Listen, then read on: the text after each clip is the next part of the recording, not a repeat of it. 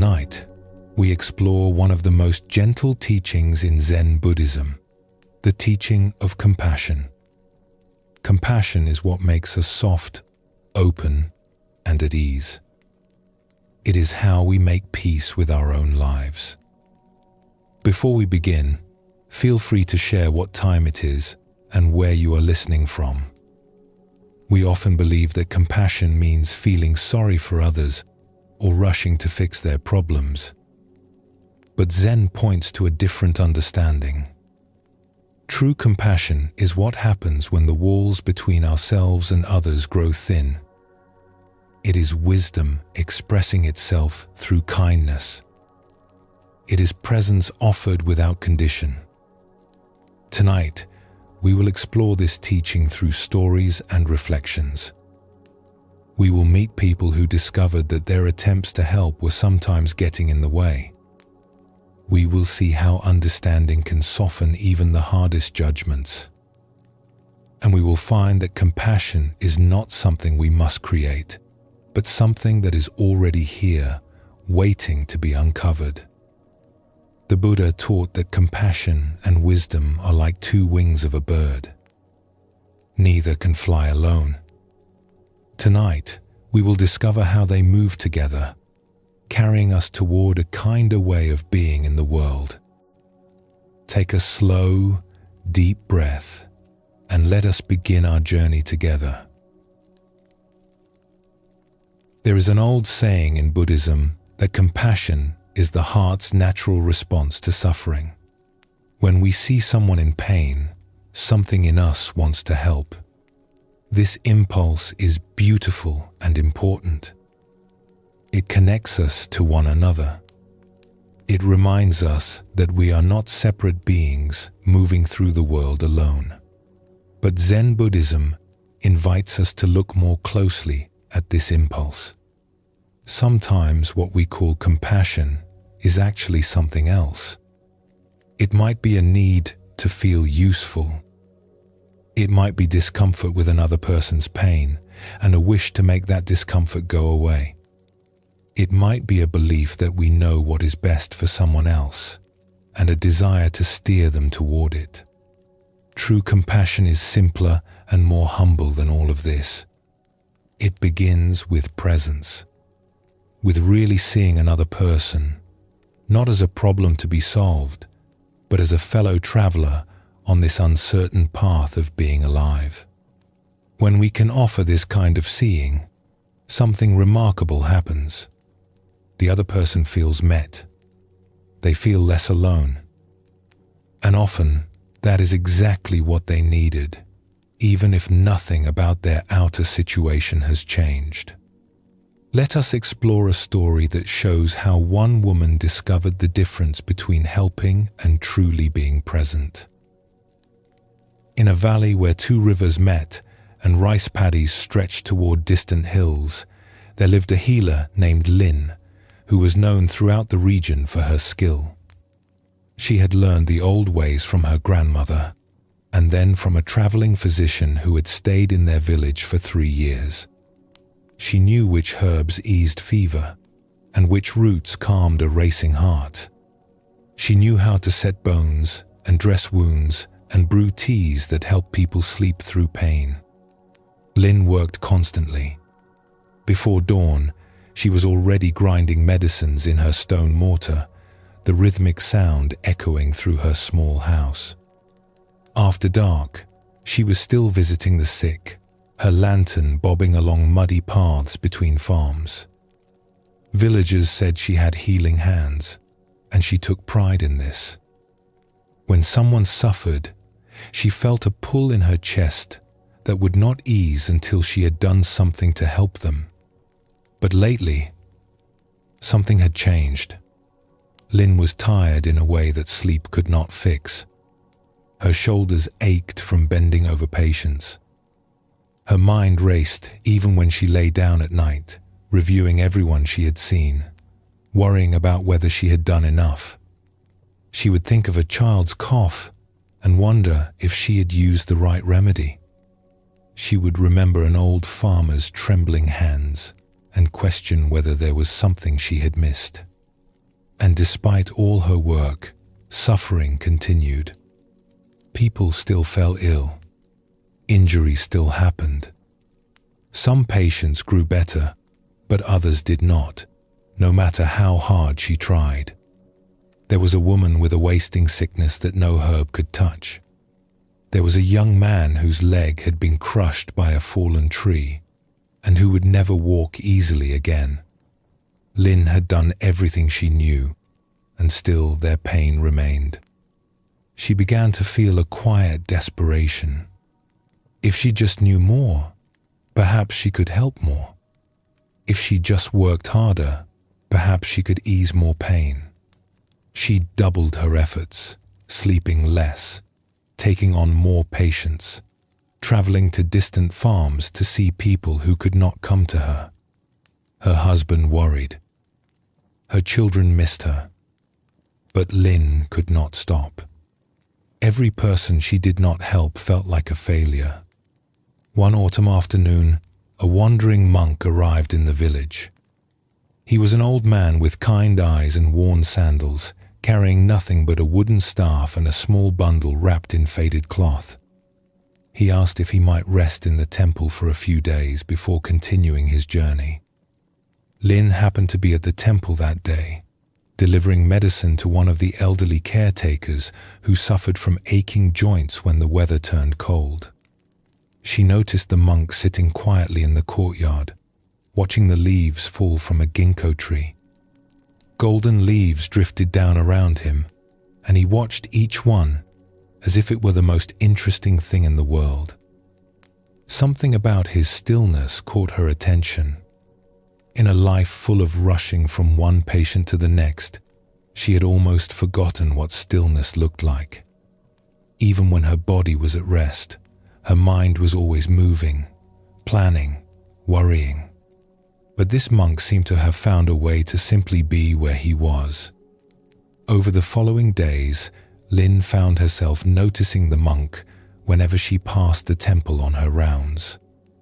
He did very little. He sat in the courtyard in the morning light.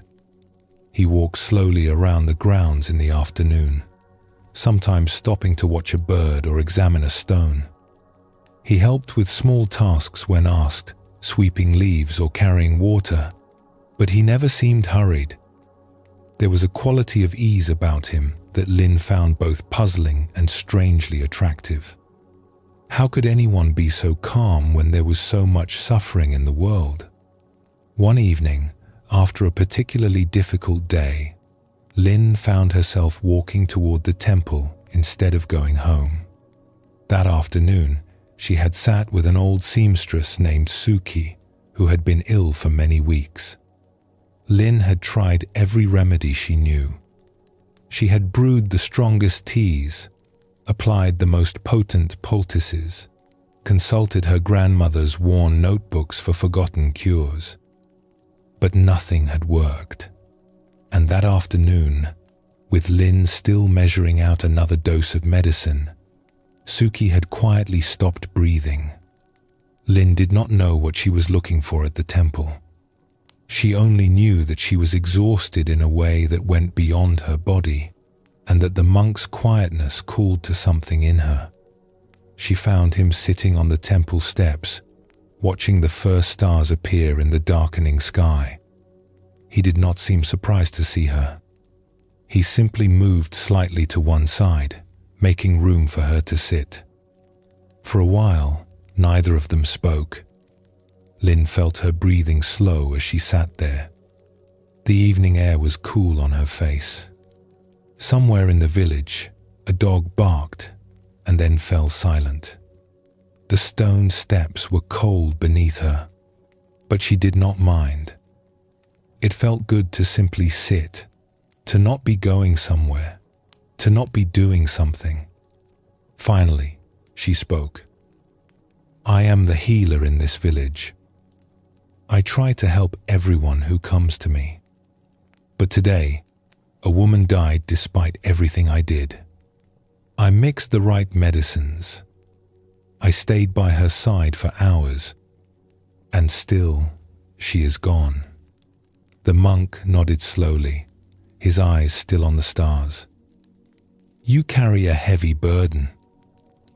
I chose this burden. Healing is my work, my purpose. But lately, I feel like I am failing. No matter how much I do, suffering continues. People keep hurting. People keep dying.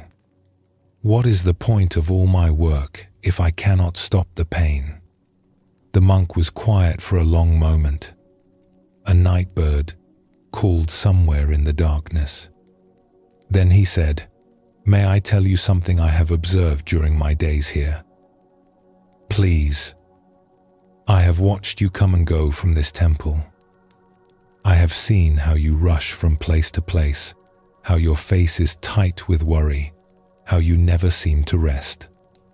And I have wondered something." He turned to look at her, his eyes gentle in the starlight. "In all your hurrying to help others, have you ever simply sat with someone who was suffering? Not fixing, not treating, not doing anything at all. Just being there, fully present, with nothing to offer but your attention?" Lynn considered this. The truth was, she could not remember the last time she had sat with a patient without her hands busy, without her mind calculating the next remedy. Even when she held someone's hand, part of her was already thinking about what else she could try, what other herbs might help, what she might be missing. "I am not sure I know how to do that," she admitted. "When I see someone suffering, I feel like I must do something. Just sitting there feels like giving up." That is understandable. You were trained to help, and helping feels like doing. But sometimes the deepest help we can offer is simply our presence. The monk picked up a fallen ginkgo leaf from the step beside him, turning it over in his weathered hands. When we sit with someone who is suffering, truly sit with them without needing to change anything, we offer something that no medicine can provide. We offer the gift of not being alone. Lynn felt something stir in her chest, but also a resistance. But if I am not trying to fix the problem, am I not just accepting defeat? Am I not failing them? The monk shook his head slowly. There is a difference between giving up and letting go of control. When you try to fix everything, you carry an impossible weight. You take responsibility for outcomes that were never yours to determine. Some people will heal, and some will not, regardless of what you do. This is not defeat. This is simply the truth of being human. He paused, looking at her with kindness. The woman who died today, in her final hours, what do you think she needed most? Another remedy? Or someone who could simply be with her, without agenda, offering the warmth of human presence as she made her passage? Lynn felt tears rise unexpectedly. She thought of Suki, who had been known for her careful stitches, who had made Lynn's wedding dress many years ago. In those last hours, Lynn had been so focused on trying one more treatment, checking one more symptom, that she had barely looked into Suki's eyes. She had been so busy trying to save her that she had not truly been with her. She had been measuring herbs while Suki was measuring her final breaths. "I think I understand," Lynn said quietly. "I was so focused on fighting her death that I forgot to be present for her life. For those final moments of her life. It is a common thing," the monk said gently. "We are taught that helping means doing. And doing is important. Your medicines ease suffering, and that is a great gift. But sometimes the most profound help is simply being. When we can sit with suffering without running away, without immediately trying to fix it, we offer something precious. We say, through our presence, that this person matters, that their experience matters, that they are not alone in the great mystery of being alive. Lynn sat with this for a long time. The stars grew brighter as the sky darkened. She noticed that she was no longer thinking about tomorrow's patients, about the medicines she needed to prepare, about all the work waiting for her. She was simply here, on these stone steps, breathing the cool night air, feeling the weight of her own tiredness without trying to push it away. "How do I learn to do this?" she asked finally. "How do I learn to be present when every part of me wants to do something?" "It begins with noticing," the monk replied. "When you are with someone who is suffering, notice the urge to fix. It will arise, strong and insistent. You do not need to fight it. Simply notice it, and then gently set it aside. Return your attention to the person in front of you, their face, their breath, the reality of their experience in this moment. Let yourself be curious about them, rather than busy with solutions." He paused, then added, "And perhaps sometimes you might also practice being present with your own suffering. You carry much weariness, much grief for those you could not save. Have you ever simply sat with that grief, without trying to push it away or justify it or overcome it?" Lynn realized that she had not. Her own pain was something she had always tried to outrun, staying busy enough that she never had to feel it fully. The faces of those she had lost would rise in her mind, and she would push them away by focusing on those she might still save. "I am afraid of what I might feel if I stopped," she admitted. "That is honest," the monk said. "But the feelings are there whether you stop or not. They are simply waiting in the shadows. When you can turn toward them with the same presence you wish to offer others, something softens. The grief does not disappear, but it becomes bearable. It becomes part of being human, rather than a weight you must carry alone." In the weeks that followed, Lynn began to practice what the monk had shown her. It was not easy. When she sat with patients, the urge to do something was almost unbearable. Her hands itched to reach for herbs. Her mind spun with possible treatments. But she practiced noticing this urge and gently setting it aside. Slowly, something shifted. She began to see her patients differently, not just as problems to be solved, but as people with their own stories, their own fears, their own dignity. She noticed things she had missed before in her hurrying. The way an old man's eyes lit up when he spoke of his grandchildren. The quiet courage of a young mother facing an uncertain illness. The peace on a dying woman's face when someone simply held her hand without trying to change anything. She still used her medicines and her skills. She still worked hard to ease suffering where she could. But she held it all more lightly now. She did what she could, and then she let go. She offered her presence as freely as she offered her remedies. And strangely, though she was doing less, her patients often seemed to heal more. Perhaps it was because they felt truly seen. Perhaps it was because her own calmness helped them relax.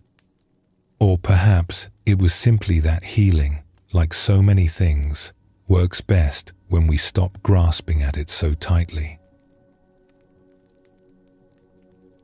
This story shows us something important about the nature of true compassion. Lynn had spent years believing that compassion meant fixing, solving, doing. But her constant doing had become a kind of barrier. It kept her separate from the very people she was trying to help. It was only when she learned to simply be present that her compassion could truly flow.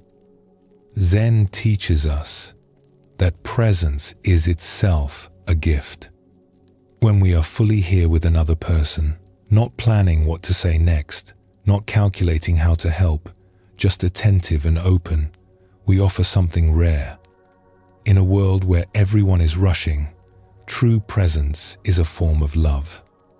Buddhism shows us that this kind of presence requires a certain trust. We must trust that we do not always need to fix things. We must trust that sometimes the most helpful thing we can do is simply witness another person's experience without trying to change it. This is not passivity or indifference. It is a deep respect for the other person's journey and a willingness to walk beside them without needing to lead. The Buddha taught that all beings want to be happy and free from suffering. This is the ground of compassion. But he also taught that we cannot always relieve another's suffering, no matter how much we wish to. What we can always offer is our presence, our attention, our willingness to see them as they truly are. This is the compassion that never fails, because it does not depend on outcomes. Let us explore another story that reveals more of this teaching. In a small district where the river curved around ancient willow trees, there lived a magistrate named Bo, who was known for his fairness. He had held his position for 20 years, and in that time he had judged countless disputes and crimes. He took his work seriously, studying the old legal texts, weighing evidence carefully, trying always to find the just outcome. But there was one case that troubled him more than any other. A young man named Taro had been brought before him, accused of stealing rice from a merchant's storehouse. The evidence was clear. Taro had been caught with the rice in his possession, and several witnesses had seen him leaving the storehouse at night. The punishment for theft was harsh, as it had to be to maintain order. Taro would be sent to the labor camps in the mountains for 5 years. Bo had passed such sentences many times before, but something about this case unsettled him. Taro was young, barely 20 years old, with a thin face and frightened eyes. When Bo looked at him, he did not see a hardened criminal. He saw a scared young man who had made a terrible choice.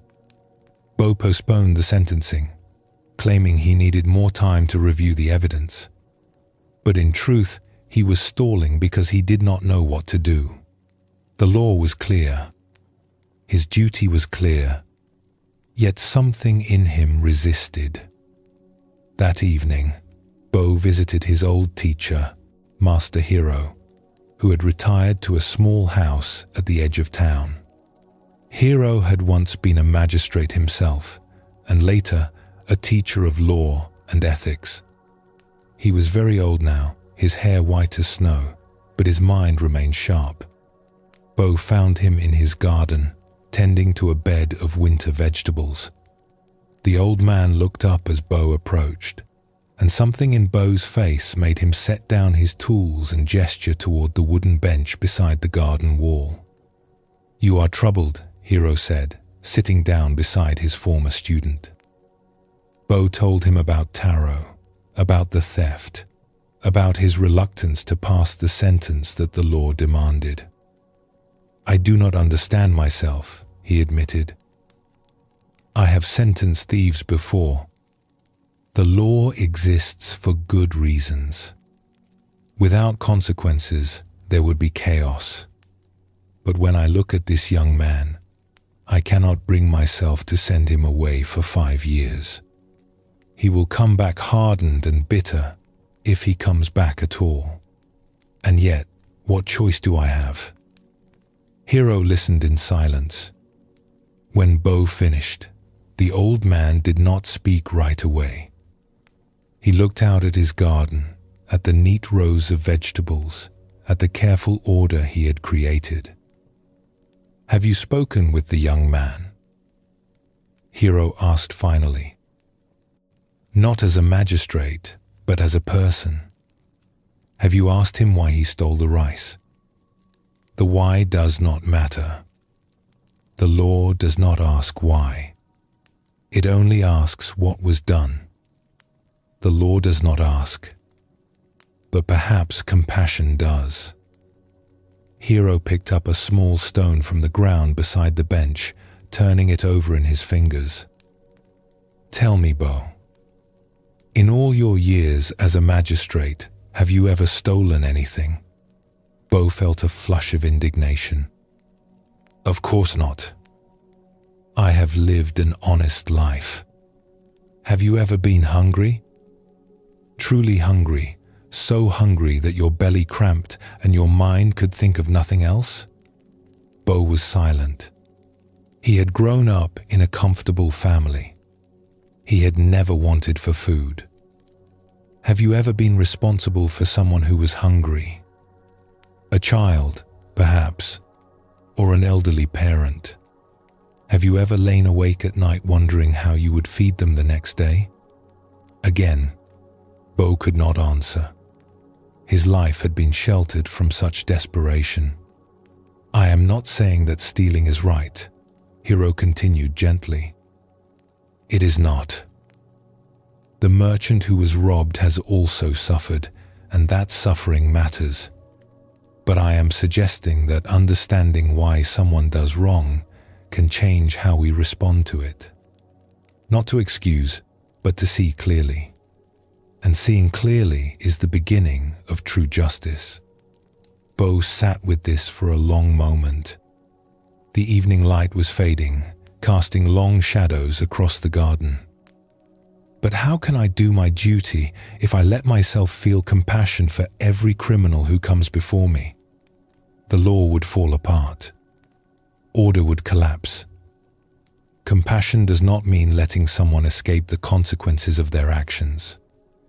It means seeing them fully, as a human being, before you determine what those consequences should be. It means recognizing that in different circumstances you might have made the same choices they did. Hero set down the stone. There is a story I have often thought of. Perhaps you know it. Two monks come upon a woman drowning in a river. One monk immediately jumps in to save her, breaking the rule that monks should not touch women. The other monk is scandalized.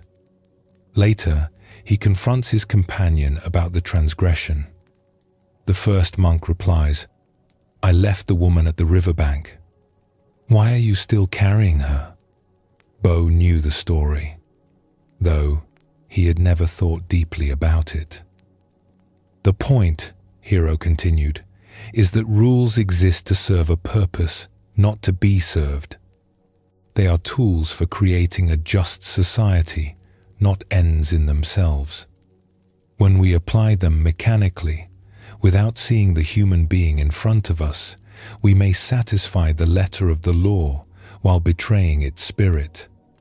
But what am I to do with Taro? The evidence is clear. He stole the rice. First, perhaps, you might find out why. Not to excuse, but to understand. Then you might consider what outcome would truly serve justice. Is it justice to send a young man to the mountains for 5 years, knowing he will likely emerge more damaged than when he went in? Or might there be another path, one that holds him accountable while also leaving room for him to become a better man? The next morning, Bo had Taro brought to his chambers, not to the formal courtroom, but to his private office. The young man entered looking terrified, expecting to hear his sentence. Sit down, Bo said, gesturing to a chair. I want to talk with you, not as your judge, but as someone who wishes to understand. Taro sat, his hands trembling in his lap. Bo looked at him for a long moment, trying to see past the crime to the person. Tell me why you took the rice, Bo said. I am not asking as a magistrate. I am asking as a man who wants to understand. Taro was silent for a moment, as if testing whether this was some kind of trap. Then, slowly, he began to speak. His father had died 2 years ago. His mother was ill and could not work. He had 2 younger sisters who depended on him. He had tried to find work, but there was little to be had, and what he found paid barely enough to survive. This winter had been hard. His mother's medicine cost more than he could earn. The rice was not for him. It was for his family, who had not eaten properly in days. Bo listened without interrupting. When Taro finished, the young man's eyes were wet with tears he was trying not to shed. "I know what I did was wrong," Taro said. "I know I must be punished. I only ask that you do not let my family starve while I am gone." Bo sat back in his chair, feeling the weight of the decision before him. The law was clear, but Hiro's words echoed in his mind. Compassion does not mean letting someone escape consequences. It means seeing them fully before you determine what those consequences should be. That afternoon, Bo delivered his judgment. Taro would not be sent to the labor camps. Instead, he would work for the merchant he had stolen from, earning back twice the value of what he had taken. During this time, he would receive a small wage to support his family. If he completed this service honestly, the matter would be closed. Some in the district criticized the decision as too lenient. Others whispered that the magistrate had grown soft. But the merchant, who had initially demanded the harshest punishment, surprised everyone by accepting the arrangement. He had seen something in the young man's face that reminded him of his own son. Perhaps he too had glimpsed the human being behind the crime. Years later, Taro became one of the most respected workers in the merchant's employ. He never stole again. When his mother recovered and his sisters grew up and married well, he often thought of the magistrate who had seen him as more than his worst act. He did not forget the wrong he had done, but he also did not forget the compassion that had allowed him to become something better. This story shows us another face of compassion. Bo the magistrate discovered that true compassion does not mean abandoning justice or ignoring wrongdoing. It means seeing the whole person, understanding their suffering without using it as an excuse, and responding in a way that serves the deeper purpose of what is right. Zen teaches us that compassion and wisdom are not opposites. They work together. Wisdom sees clearly what is so. Compassion responds with care. When Bo took the time to understand Taro's situation, he did not abandon his duty as a judge. He fulfilled it more completely. He found a path that held Taro accountable while also leaving room for healing and growth. Buddhism shows us that everyone we meet is carrying burdens we cannot see. The person who frustrates us may be dealing with grief or fear or pain that we know nothing about. This does not excuse harmful behavior, but it can soften our judgment. It can help us respond to the person rather than reacting only to their actions. The Buddha taught that we are all connected, all part of the same web of cause and effect. The suffering of one person ripples outward, affecting others in ways we may never fully understand. When Bo chose compassion over rigid punishment, he did not just change Taro's life. He changed the lives of Taro's family, of the merchant who came to trust him, of everyone that Taro would go on to help in his own life. Compassion, offered wisely, multiplies itself in ways we cannot predict. Let your body settle a little deeper now and allow your breath to flow at its own pace. These stories will continue to unfold their meaning gently as you rest.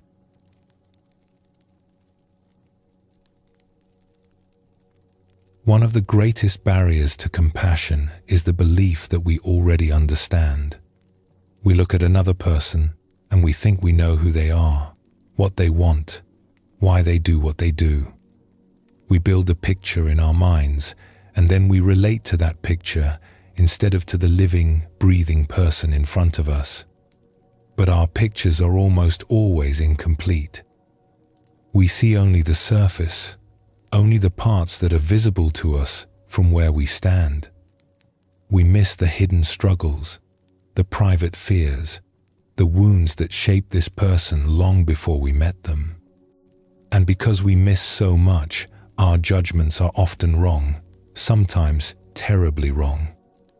Zen asks us to set aside our pictures and look again, to wonder what it might be like to live inside another person's life, to face their challenges, to carry their burdens. This is not always easy. It requires us to admit that we do not know as much as we thought we did. But when we can truly see through another's eyes, something remarkable happens. The walls between us grow thin. Judgment softens into understanding. And compassion flows naturally, without effort, because we recognize in the other person something of ourselves. Let us explore a story that shows how one father discovered what he had failed to see. In a coastal town where fishing boats lined the harbor and the smell of salt hung always in the air, there lived a boat builder named Goro who had not spoken to his son in 7 years. The silence between them had grown so thick that most people in the town had forgotten they were even related. Goro worked in his boatyard on the eastern shore. His son, Ren, worked as a painter of screens and scrolls on the other side of town. They passed each other sometimes in the market or on the street, and when they did, neither acknowledged the other. It had not always been this way. When Ren was young, Goro had dreamed that his son would take over the boatyard someday. He had taught Ren to shape wood and read the grain, to understand how a hull must curve to cut through waves. Ren had shown skill with his hands, and Goro had been proud, certain that the family tradition would continue for another generation. But as Ren grew older, his interests turned elsewhere. He began spending his free time with the old painter who lived near the temple, learning to grind ink and mix colors, practicing brushstrokes late into the night. When Ren announced at 17 that he wanted to become an artist rather than a boat builder, Goro felt it as a betrayal. All those years of teaching, all those hours in the boatyard, thrown away for something as frivolous as pictures. They had argued terribly. Goro had called his son foolish and ungrateful, had accused him of wasting his life on dreams that would never feed a family. Ren had shouted back that his father had never once asked what he wanted, had only ever seen him as a pair of hands to carry on the family business. Words were said that could not be unsaid. And then Ren had left, moving to a small room across town, building his own life as a painter. In the years since, Goro had told himself that he was right. A man needed a practical trade. Art was for wealthy people with time to waste. His son would learn eventually, would come crawling back when the paintings did not sell, when hunger taught him what his father's words could not. But Ren never came back. And though Goro would never admit it, not even to himself, the silence ate at him like salt water eats at wood. Then one autumn, a great storm came. It was the worst the town had seen in decades, with waves that crashed over the harbor walls and winds that tore roofs from houses. When it was over, half the fishing fleet had been damaged or destroyed. The fishermen needed boats repaired quickly before the winter fishing season was lost, and there was more work than Goro could handle alone. His 2 apprentices worked beside him from dawn to dusk, but it was not enough. He needed another skilled pair of hands. And the only person in town who had learned his techniques, who understood how he worked, was the son he had not spoken to in 7 years. Goro struggled with this for days. His pride told him to manage alone, to work himself to exhaustion rather than ask anything of Ren. But the fishermen were desperate. Families depended on those boats. Finally, swallowing something bitter in his throat, he sent a message to his son asking for help.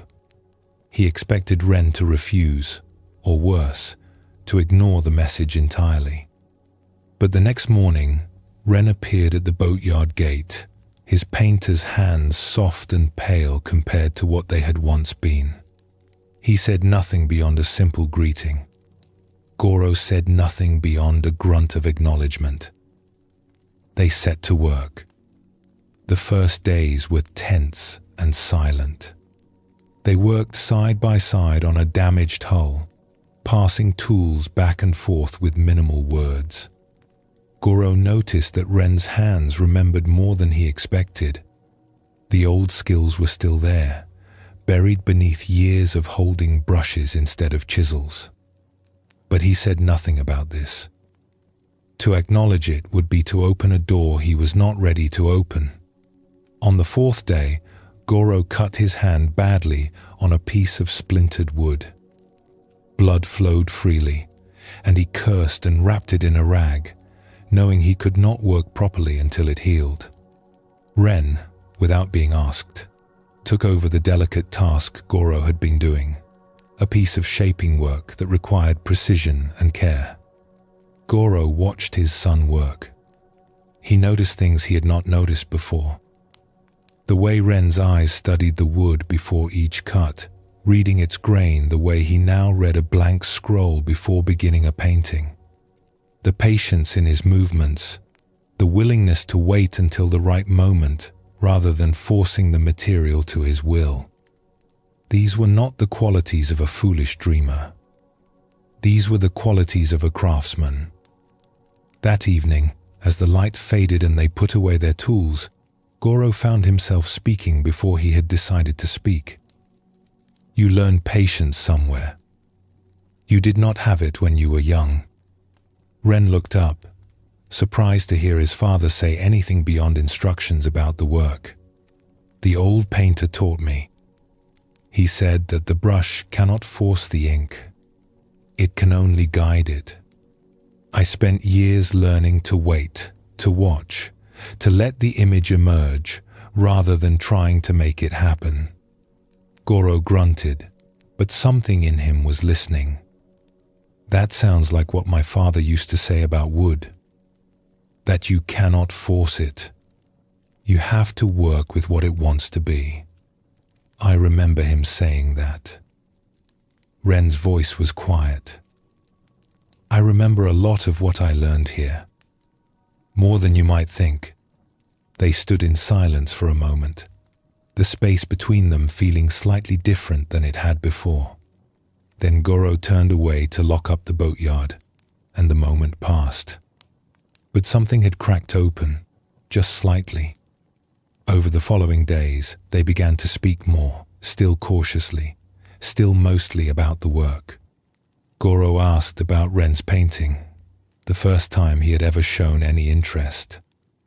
Ren described his process, the way he prepared his materials, the hours of practice that had led to his current skill. As he listened, Goro began to see something he had missed entirely 7 years ago. His son had not rejected craftsmanship. He had simply found it in a different form. One evening, Ren invited his father to see his workshop. Goro almost refused, the old stubbornness rising up. But something in him was tired of the wall between them, and he found himself agreeing. Ren's workshop was small but orderly, with brushes arranged by size and inkstones worn smooth from use. On the walls hung several finished paintings, scenes of the harbor and the hills and the boats that Goro knew so well. But seeing them through Ren's eyes, they looked different. There was a quality of attention in the brushwork, a love for the subject that Goro recognized because he felt the same love when he worked on a hull. He stood for a long time in front of a painting of a fishing boat at dawn. It was one of his boats, he realized, one he had built 15 years ago. Ren had captured something true about it, something about the way it sat in the water, the way the light caught its bow. It was not just a picture, it was a kind of understanding. "You see the boats," Goro said finally. "You really see them. I grew up seeing them, watching you build them, learning what made them beautiful." Ren paused. "I never stopped loving the work, Father. I just found a different way to do it." Goro felt something shifting in his chest, something that had been frozen for a long time beginning to thaw. He had spent 7 years believing that his son had rejected everything he valued. But standing here, surrounded by images of the life they had once shared, he saw the truth he had been too proud to notice. Ren had not turned away from his father's world. He had found his own way of honoring it. "I was wrong," Goro said, the words rough in his throat. "I did not understand.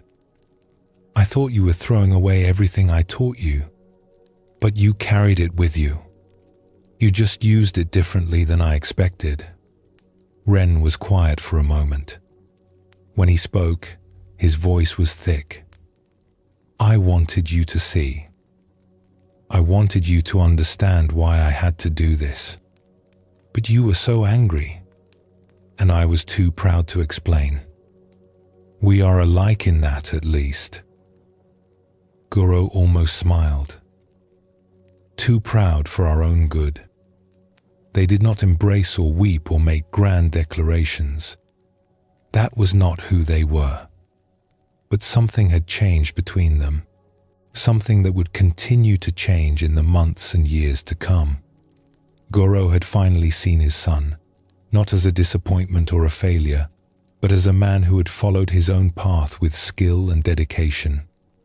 And in seeing Ren clearly, his judgment had dissolved into something softer, something that felt like compassion for the young man who had struggled alone all these years, wanting only his father's understanding.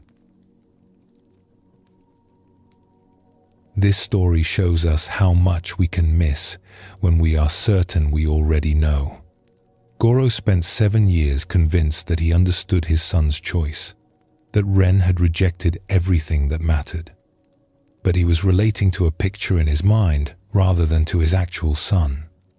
It was only when circumstances forced them together, when he had to actually watch Ren work and listen to him speak, that the picture cracked and he could see what was really there.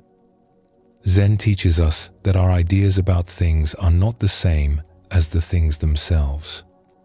We build concepts and categories, and then we mistake them for reality. This is perhaps most painful when we do it with people we love.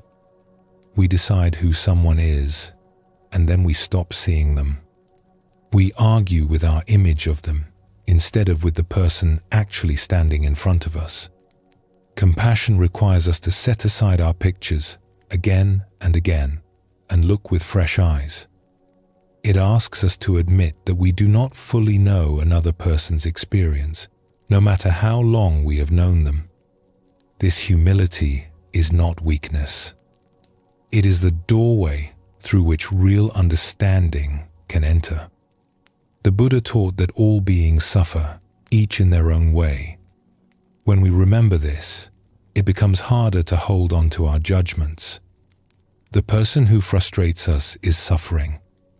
The person who disappoints us is suffering. Even the person who hurts us is suffering in ways we may never fully understand. This does not excuse harmful behavior, but it can soften our hearts enough to allow compassion in. Let us explore another story that reveals more of this teaching. In a prosperous city known for its silk trade, there lived a rice merchant named Cho, who had built his fortune through sharp dealing and careful calculation. His warehouses were always full. His scales were always precise, though some whispered they tilted slightly in his favor. He lived in a fine house with painted screens and a garden of carefully raked stones, and he looked upon the poor with a mixture of pity and disdain. Cho believed that poverty was a kind of failure. The poor were lazy or foolish or lacking in the discipline needed to succeed. He had started with nothing. After all, just a small inheritance from his father and a willingness to work. If he could rise, anyone could. Those who remained in poverty had simply not tried hard enough. He was generous in a certain way. He gave rice to the temple to be distributed to the hungry, and he took satisfaction in the gratitude of the monks who received his donations. But he gave from a distance. He never actually visited the parts of the city where the poor lived, never spoke with them or learned their names. They were an abstraction to him, a mass of unfortunate people whose suffering was regrettable, but ultimately their own responsibility. Then came the year of the Great Flood. The river that had made the city wealthy rose higher than anyone could remember, breaking through barriers and sweeping away everything in its path. Cho's warehouses were on low ground near the docks, and the water took them all, every sack of rice, every carefully counted grain. The flood also took his fine house, filling it with mud and debris until it was unlivable. In a single night, Cho went from one of the wealthiest men in the city to someone with nothing but the clothes on his back. His family was safe, having fled to higher ground before the waters reached them. But they had nowhere to go. The other merchants, with whom Cho had competed fiercely for years, offered sympathy but little practical help. His fine friends from the tea houses and pleasure quarters suddenly became unavailable. Cho discovered that wealth had brought him acquaintances, not friends. With no other choice, he took his wife and young daughter to the only place that would have them, the relief camp that had been set up on the temple grounds, where hundreds of displaced families were crowding together under makeshift shelters. These were the very people Cho had looked down upon all his life. Now he was one of them. The first weeks were humiliating. Cho was not used to waiting in line for food, not used to sleeping on thin mats in a crowded hall where the sounds and smells of other people's lives pressed in from all sides. He was not used to having nothing, to being unable to provide for his family, to feeling the pity of others directed at himself. He kept to himself at first, speaking to no one, preserving what little pride he had left. He told himself that this was temporary, that he would rebuild, that soon he would be back in his fine house, looking down on these unfortunate people from a comfortable distance. But the days passed, and the rebuilding did not happen. The other merchants had claimed the best opportunities. Cho had no capital, no connections anymore, no way to start again. One evening, as Cho sat alone at the edge of the camp, staring at the mud-stained city he no longer recognized, an old woman sat down beside him. She was thin and weathered, with hands that showed decades of hard work.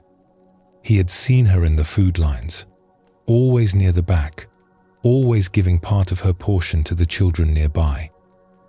"You are the rice merchant," she said. It was not a question. Cho nodded stiffly, expecting mockery or resentment.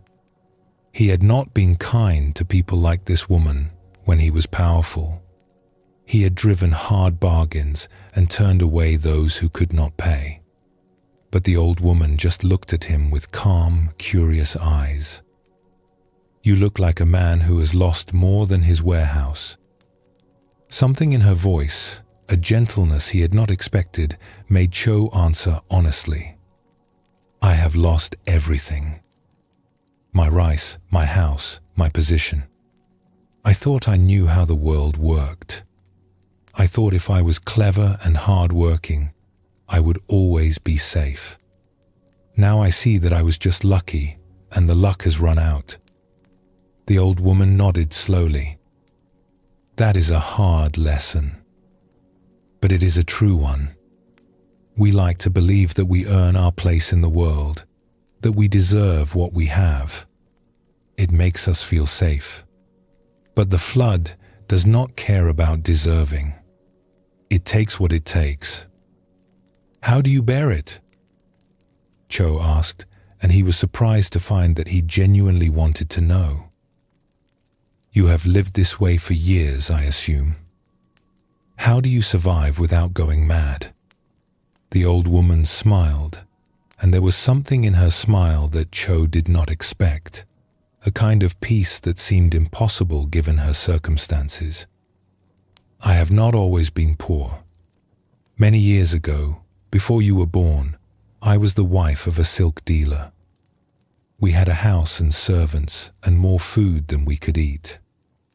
Then my husband died young, and his brother took the business, and I found myself with nothing. I was angry for a long time. I believed I deserved better, that life had cheated me." She paused, watching a group of children playing in the mud nearby, their laughter rising up in the evening air. "But slowly I learned something. Happiness does not come from having things. It comes from how we meet each day, whatever that day brings. The people here, the ones you have been avoiding, they have taught me more about generosity and courage than I ever learned in my fine house. They share what little they have. They help each other without keeping score. They know that we are all just passing through, and that kindness is the only thing we can truly give." Cho listened, and something in him began to shift. He had spent his life measuring everything, calculating profit and loss, keeping track of who owed him and what he was owed. But this old woman was describing a different way of being in the world, one where the keeping of accounts fell away. "I look down on people like you," he admitted, the words painful to say. "I thought you were poor because you had failed, because you had not worked hard enough or planned well enough. I see now that I was wrong." "You were not seeing clearly," the old woman agreed. "But that is not a crime. Most people do not see clearly. We believe what makes us comfortable. It is only when life breaks us open that we can see what was always true." In the weeks that followed, Cho began to participate in the life of the camp. He helped distribute food instead of just receiving it. He listened to people's stories, learning how they had come to be here, what they had lost, what they still hoped for. He met a fisherman whose boat had been his only possession, who now carved toys for children to bring in a few coins. He met a widow with 4 children who worked from before dawn until after dark, washing clothes for those who could pay just to keep her family fed. He met a young man with a twisted leg who had never had the chance that Cho had taken for granted. Each person he met complicated his simple picture of poverty. These were not lazy people who had failed to try. They were people who had faced obstacles he had never imagined, who had made difficult choices he had never had to make, who worked harder than he ever had for rewards far smaller. His judgment, which had once seemed so clear and righteous, began to dissolve in the face of all these individual stories. Eventually, Cho did rebuild, though never to his former heights. He opened a small shop with money borrowed from the temple and slowly paid it back.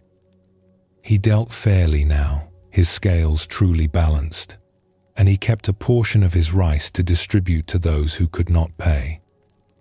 When people asked why he had changed, he would speak of the flood, of the camp, of the old woman who had sat beside him when he had nothing. "I thought I understood poverty," he would say. "But I was looking from too far away. When I came close, when I lived it myself and listened to those who had always lived it, I saw how wrong I had been. It is easy to judge from a distance. It is harder to judge when you know someone's name, when you have heard their story, when you have seen how hard they struggle against winds you have never had to face." Years later, when the old woman from the camp finally passed away, Cho was there. He had visited her regularly over the years, bringing food and medicine and company. At the end, he held her hand and thanked her for the lesson she had given him when he had nothing. "You taught me to see," he told her. "You taught me that compassion begins with understanding, and understanding begins with getting close enough to really look." This story shows us how distance feeds judgment, while closeness feeds compassion. Cho had spent his life forming opinions about the poor from far away, and those opinions had been harsh and simple. It was only when he lost everything and found himself among them that he could see how wrong he had been. Buddhism teaches us that all beings are interconnected, that the lines we draw between ourselves and others are ultimately illusory. The rich man and the poor woman are not as separate as they appear. They are both subject to the same uncertainties, the same floods and famines and turns of fortune. When Cho lost his wealth, he discovered that he was not so different from those he had judged. The same fears, the same hopes, the same need for kindness and connection lived in him as in them. Zen shows us that our judgments say more about us than about the people we judge. When we look down on someone, we are often protecting ourselves from the fear that we could be in their place. When we dismiss another person's struggle, we are often avoiding the uncomfortable truth that life is uncertain, and we are not as in control as we like to believe. True compassion requires us to face these truths, to admit our own vulnerability, and to recognize that we are all in this together. The Buddha taught loving kindness as a practice, a deliberate turning of the heart toward care for all beings. But this practice is not just about generating warm feelings. It is about seeing clearly. When we truly see another person, when we understand something of what they have faced and what they carry, loving kindness arises naturally. It is the heart's response to recognition, to the sudden awareness that this stranger is not so strange after all. Let your breath deepen gently now, and allow your body to soften into stillness. The understanding that grows from these stories continues to work quietly within, even as you rest.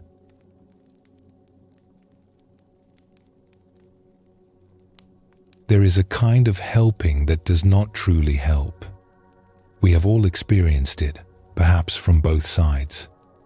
Someone cares for us, but their caring comes with strings attached.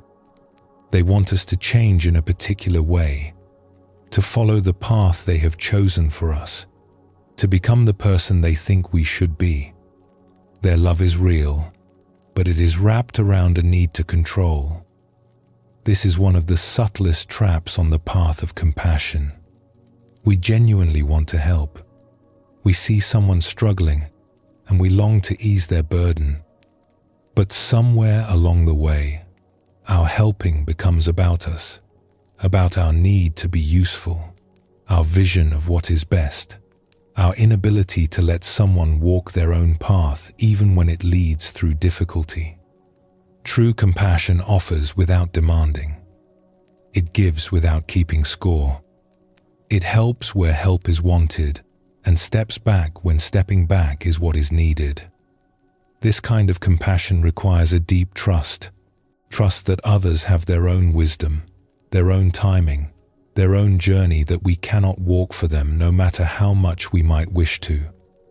Zen teaches us to hold things lightly, to offer our gifts with open hands rather than grasping fingers. This is as true of our care for others as it is of anything else. We can love deeply and still let go. We can help fully and still respect another's freedom to choose their own way. Let us explore a story that shows how one woman learned the difference between caring and controlling. In a village at the foot of a mountain where cherry trees bloomed each spring, there lived a woman named May who had devoted herself to caring for her aging mother. May's father had died when she was young, and her mother had raised her alone, working long hours as a seamstress to provide for them both. Now her mother was old and frail, her eyesight failing, her hands too unsteady to hold a needle. It was May's turn to provide, and she did so with fierce dedication. She had moved back into her childhood home when her mother's health began to decline. She cooked every meal, cleaned every room, washed every piece of clothing. She helped her mother bathe and dress. She arranged the cushions just so, kept the fire at exactly the right temperature, made sure the tea was always perfectly brewed. Nothing was too much trouble. Nothing was left to chance. But lately, something had shifted between them. Her mother, once grateful for May's attention, had grown quiet and withdrawn. She no longer smiled when May brought her meals. She no longer chatted about the old days or asked about May's life. She sat by the window for hours, looking out at the cherry trees, saying little. May told herself that this was just the sadness of old age, the natural dimming that came when the body began to fail. She responded by trying even harder, anticipating every need before it was expressed, hovering always nearby in case something was wanted. But the more she did, the more her mother seemed to retreat. One afternoon, May was arranging flowers in a vase by her mother's bed when the old woman spoke suddenly, her voice sharper than May had heard it in months. "I want to go outside." May looked up, surprised. "Outside? But it is cold today, Mother. You might catch a chill. Let me bring you another blanket instead." "I do not want a blanket. I want to go outside. I want to feel the air on my face and smell the cherry blossoms." "The cherry blossoms are not blooming yet. It is still too early. In a few weeks, when it warms up, I will take you to see them. In a few weeks, I may be dead." The words hung in the air between them. Her mother's eyes, clouded with age but still sharp with feeling, met May's. "I am old. I do not have endless weeks to wait for your permission." May felt as if she had been slapped. "I am only trying to protect you. I am only trying to take care of you. You are trying to control me." Her mother's voice was tired now, the flash of sharpness fading. "You decide when I eat and what I eat. You decide when I sleep and when I wake. You decide whether I can go outside or must stay in. I have become a child in my own home, with no say in how I live my final days." May stood frozen, the flowers forgotten in her hands. She wanted to argue, to defend herself, to explain that everything she did was out of love. But something in her mother's words had struck a place she could not ignore. "I am trying to keep you safe," she said, her voice smaller now. I know, and I love you for it. But safety is not the only thing that matters. Dignity matters too. Choice matters. Feeling like a person and not a problem to be managed. Her mother reached out and took May's hand, her grip surprisingly strong. I know my body is failing. I know I cannot do what I once did. But I am still here, inside this old shell. I still have wishes and preferences and a will of my own. When you take all of that away, when you decide everything for me, you leave me with nothing but waiting to die. May sank down onto the bed beside her mother, tears rising in her eyes. She had thought she was being a good daughter. She had thought her constant care was a gift. But now she saw it from another angle, saw how her helping had become a kind of cage. I did not mean to do this, she whispered. I only wanted to make things easier for you. I know. Her mother squeezed her hand. Your heart is good, but sometimes love holds too tightly. Sometimes we must loosen our grip to let the other person breathe. That evening, despite May's worry, she helped her mother put on a warm coat and walk slowly out to the garden. The air was cold, and the cherry trees were still bare, their branches dark against the grey sky. But her mother stood there for a long time, breathing deeply, looking up at the branches with something like joy on her face. I can smell it coming, she said. The spring. It is still weeks away, but I can feel it in the air. May stood beside her, resisting the urge to suggest they go back inside, fighting the anxiety that rose in her chest at every cold gust of wind. This was hard for her, she realized. Letting her mother take a risk, even a small one. Letting her mother choose, even when the choice seemed unwise. I am sorry, May said. I did not see what I was doing. Her mother patted her arm. You see it now. That is what matters. In the weeks that followed, May practiced a different kind of caring.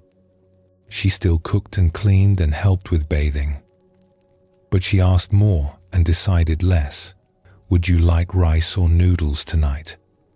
Do you want to sit by the window or by the fire? She bit her tongue when her mother chose things that worried her, learning to trust that her mother knew her own needs better than May did. It was not easy. Every time her mother wanted to do something that seemed risky, May felt the old urge to step in and prevent it. But she was learning that there was a difference between caring for someone and taking over their life. She was learning that love sometimes meant stepping back, making space, allowing the other person to be fully themselves, even when it frightened her. Her mother bloomed in this new space. She began to speak more, to smile more, to engage with life again. She even took up a small amount of sewing, just simple repairs, her fingers remembering their old skill even if they could no longer manage fine work. She was still old and frail, still declining day by day. But there was a light in her eyes that had been missing, a sense of presence that May had unknowingly smothered with her constant care. One spring morning, the cherry trees finally bloomed. May helped her mother walk out to stand beneath them, the pink petals drifting down like snow. Her mother lifted her face to the blossoms, smiling with a peace that made May's heart ache. Thank you, her mother said. Thank you for letting me live while I am still alive. May understood then what her mother had been trying to teach her. Love was not about keeping someone safe from all harm. It was about honoring their wholeness, their right to make choices, their dignity as a person with their own path to walk. Sometimes the most loving thing she could do was to step aside and let her mother be herself, even when being herself meant taking risks that May would never have chosen. When her mother died later that year, peacefully in her sleep on a warm summer night, May grieved deeply. But she did not grieve with regret. Those last months had been full of real connection, of laughter and conversation and shared moments beneath the cherry trees. Her mother had lived fully until the end, not just survived. And that, May realized, was the greatest gift she could have given. This story shows us how compassion can become entangled with control. May's love for her mother was genuine and deep, but it had grown around a need to manage everything, to keep her mother safe even at the cost of her mother's dignity and agency. It was only when her mother spoke honestly about what this felt like that May could see the cage she had built from her own good intentions. Zen teaches us that attachment causes suffering, and this includes attachment to our way of helping. When we become fixed on a particular outcome, when we insist that our help must look a certain way or produce a certain result, we lose touch with what is actually needed. We start serving our own vision instead of the person in front of us. Buddhism shows us that each person has their own path, their own karma, their own lessons to learn. We cannot live someone else's life for them, no matter how much we love them. We can offer support, presence, assistance when it is wanted, but we must also leave room for the other person to choose, to struggle, to find their own way. This is not abandonment. It is respect. The Buddha taught that true compassion is free from clinging. It gives without needing anything in return, helps without demanding that the help be received in a particular way, loves without requiring that the loved one become someone other than who they are. This kind of compassion is rare and precious. It asks us to loosen our grip on outcomes and trust in something larger than our own plans. Let us explore another story that reveals more of this teaching. In a town known for its school, there lived a teacher named Sho who cared deeply about his students. He had been teaching for nearly 20 years, and in that time, he had seen many young people pass through his classroom. Some were eager to learn, some were reluctant, some were brilliant, some struggled. He did his best to reach all of them, to find the key that would unlock each student's potential. But there was one student who troubled him more than any other. His name was Tomo, a boy of 15 with quick eyes and a restless spirit. Tomo was clearly intelligent, perhaps the brightest student Sho had ever taught. But he refused to apply himself. He sat in the back of the classroom, staring out the window. He turned in work that was careless and incomplete. He seemed determined to waste the gifts that had been given to him. Sho took this personally. He saw in Tomo a reflection of his own youth, when a patient teacher had recognized his potential and pushed him to develop it. Without that teacher, Sho believed, he would never have become who he was. He wanted to be that teacher for Tomo, to reach through the boy's resistance and ignite the spark he knew was there. He tried everything. He gave Tomo extra attention, staying after class to work with him, assigning special projects designed to engage his interests. He praised the flashes of brilliance that occasionally appeared in the boy's work. He spoke to him seriously about his future, about the opportunities he was throwing away. He even visited Tomo's home to speak with his parents, trying to enlist them in the effort to turn the boy around. But nothing worked. The more Sho pushed, the more Tomo withdrew. The special attention seemed to make him uncomfortable. The extra projects went uncompleted. The serious talks about the future were met with shrugs and silence. It was as if Sho's very effort to help was driving Tomo further away. One evening, frustrated and discouraged, Sho visited an old teacher named Master Kira, who had taught at the school decades ago, before retiring to a small cottage at the edge of town. Kira was known for his wisdom about young people, and Sho hoped he might have some insight that could help. He found Kira in his garden, pruning an old plum tree with careful attention. The evening light was golden, and the sound of birds filled the air. Kira listened without interrupting as Sho described his struggle with Tomo. When Sho finished, Kira set down his pruning shears and looked at him thoughtfully. "You care very much about this boy. I see so much potential in him. It breaks my heart to watch him waste it. And you believe that if you just try hard enough, you can save him from himself." Sho hesitated. Put that way, it sounded presumptuous. But he nodded.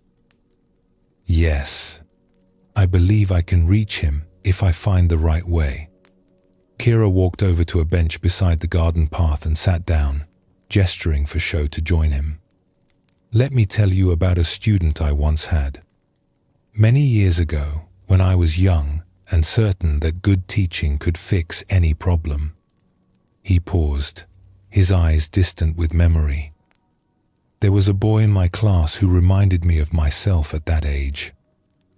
Bright, curious, full of promise.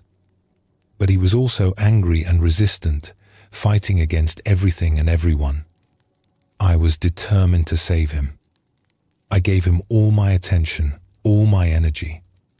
I saw him as my special project, the student who would prove what a great teacher I was.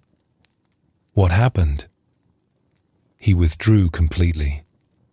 The more I pushed, the more he pulled away. Eventually, he stopped coming to school altogether. I was devastated. I had failed him, I thought. If only I had been more skilled, more patient, more something, I could have reached him." Kira picked a leaf from the bench beside him, turning it over in his weathered hands. "Years later, I met him again. He was a grown man by then, a carpenter with a wife and children. He was happy. He had found his own way, in his own time. So he turned out well despite everything? Not despite everything. Because of his own journey, which was never mine to control." Kira looked at Sho directly. "He told me something that day that I have never forgotten. He said that my attention had felt like a weight. Every time I singled him out, praised him, pushed him, he felt the pressure of my expectations. He was not ready for what I wanted to give him. He needed time, space, room to find his own reasons for learning. My help, well-intentioned as it was, had become an obstacle." Sho felt something uncomfortable stirring in his chest. He thought of all the extra attention he had lavished on Tomo, all the special projects and serious talks. Had he been helping, or had he been adding to the boy's burden? "But what am I supposed to do?" he asked. "Just give up on him? Stop trying to help?" Giving up and letting go are not the same thing. Kira set down the leaf and looked at Sho with kind eyes. "You can still teach him, still be available, still offer what you have to offer. But you must release your grip on the outcome. You must allow him to receive your teaching or not, in his own way and his own time. You are not responsible for saving him. That is a weight too heavy for any teacher to carry. But what if he fails? What if he wastes his potential? That is his choice to make, not yours. He may fail now and succeed later. He may take a path you cannot imagine, or he may indeed waste what he has. You cannot control this. You can only offer your gift with open hands and trust that something larger is at work.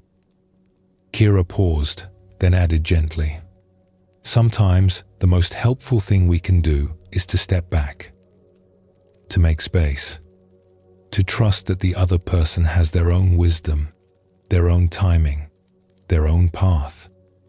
This is not abandonment. It is respect." Sho sat with these words for a long time. They went against everything he believed about teaching, about caring, about what it meant to help. But something in them rang true. He thought of how Tomo's eyes went flat whenever Sho singled him out, how the boy seemed to shrink under the weight of attention. Perhaps Kira was right. Perhaps Sho's very effort to reach him was pushing him away. In the weeks that followed, Sho tried something different. He did not stop caring about Tomo, but he stopped showing it so obviously. He treated the boy the same as other students, offering the same instruction, the same opportunities, the same quiet respect. He did not single him out for special attention. He did not stay after class to work with him. He did not visit his home or speak with his parents. At first, nothing changed. Tomo continued to sit in the back, staring out the window, producing careless work. Sho had to fight the urge to intervene, to go back to his old ways. But he held himself back, remembering Kira's words about open hands and trusting something larger. Then, slowly, something shifted. Without the weight of Sho's expectations pressing on him, Tomo seemed to relax slightly. He began to listen during lessons, though he tried to hide it. His work improved marginally, then a little more.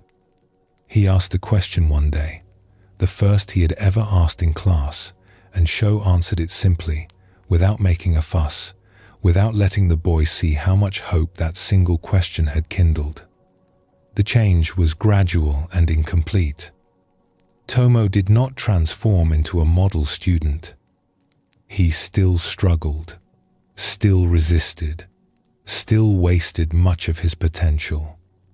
But there was an opening now that had not been there before. A space where something might grow, in its own time, in its own way. Years later, Sho heard that Tomo had become a fisherman, working on a boat with his uncle. It was not the future Sho would have chosen for him. All that intelligence, all that potential, devoted to hauling nets and reading the weather. But the person who told him this also said that Tomo seemed content, that he had found a place where he belonged. Sho thought about this for a long time. He had wanted so much to shape Tomo's path, to guide him toward the future that Sho could see for him. But Tomo had found his own way, different from anything Sho had imagined. Perhaps that was how it was meant to be. Perhaps the teacher's job was not to control the outcome, but simply to offer the teaching and let it land where it would. He remembered Kira's words about open hands, about trusting something larger. He still did not fully understand what that larger thing was, but he was learning to trust it, slowly, one student at a time. This story shows us another face of compassion without grasping. Sho's care for Tomo was genuine, but it had become entangled with his own need to save the boy, to prove something about his teaching, to see a particular outcome unfold. When he learned to step back, to offer his gift without demanding it be received, something opened that his effort had been blocking. Zen teaches us that we cannot force a flower to bloom. We can provide water and sunlight, good soil, and protection from harsh winds. But the blooming itself happens in its own time, according to its own nature. This is true of flowers, And it is true of people. Our help can create conditions for growth, but we cannot make the growth happen. Buddhism shows us that attachment to outcomes creates suffering, both for ourselves and for those we are trying to help. When we insist that our help must produce a specific result, we put pressure on the other person to become what we want them to be. This pressure, however well-intentioned, can be a burden rather than a gift. True compassion offers freely and lets go of what happens next. The Buddha taught that all beings must walk their own path to awakening. A teacher can point the way, can offer guidance and support, but cannot do the walking for anyone else. This is both humbling and liberating. We are not responsible for outcomes that were never ours to control. We can do our best, offer our gifts, and then release our grip, trusting that each person has their own journey to make. Let your body settle more deeply now, and allow your breath to find its own gentle rhythm. There is nothing you need to hold on to in this moment.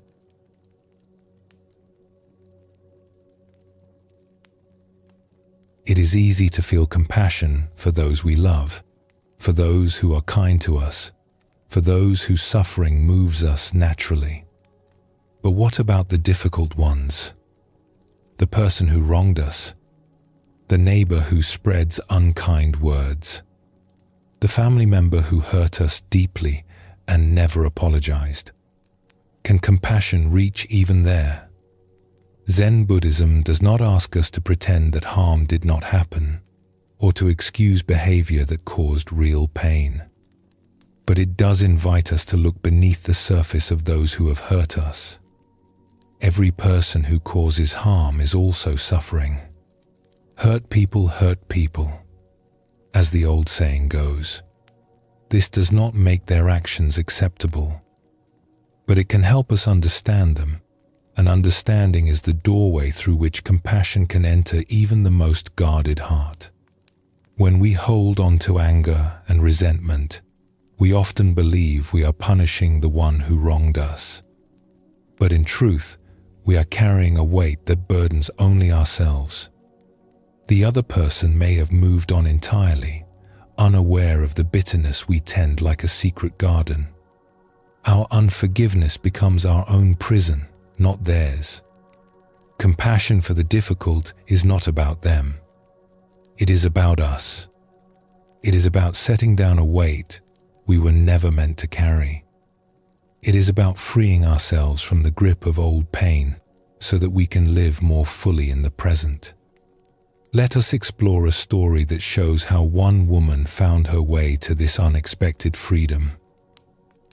In a village nestled between two hills where apricot trees grew wild along the roads, there lived a woman named Nori, who carried a bitterness she had tended for 15 years.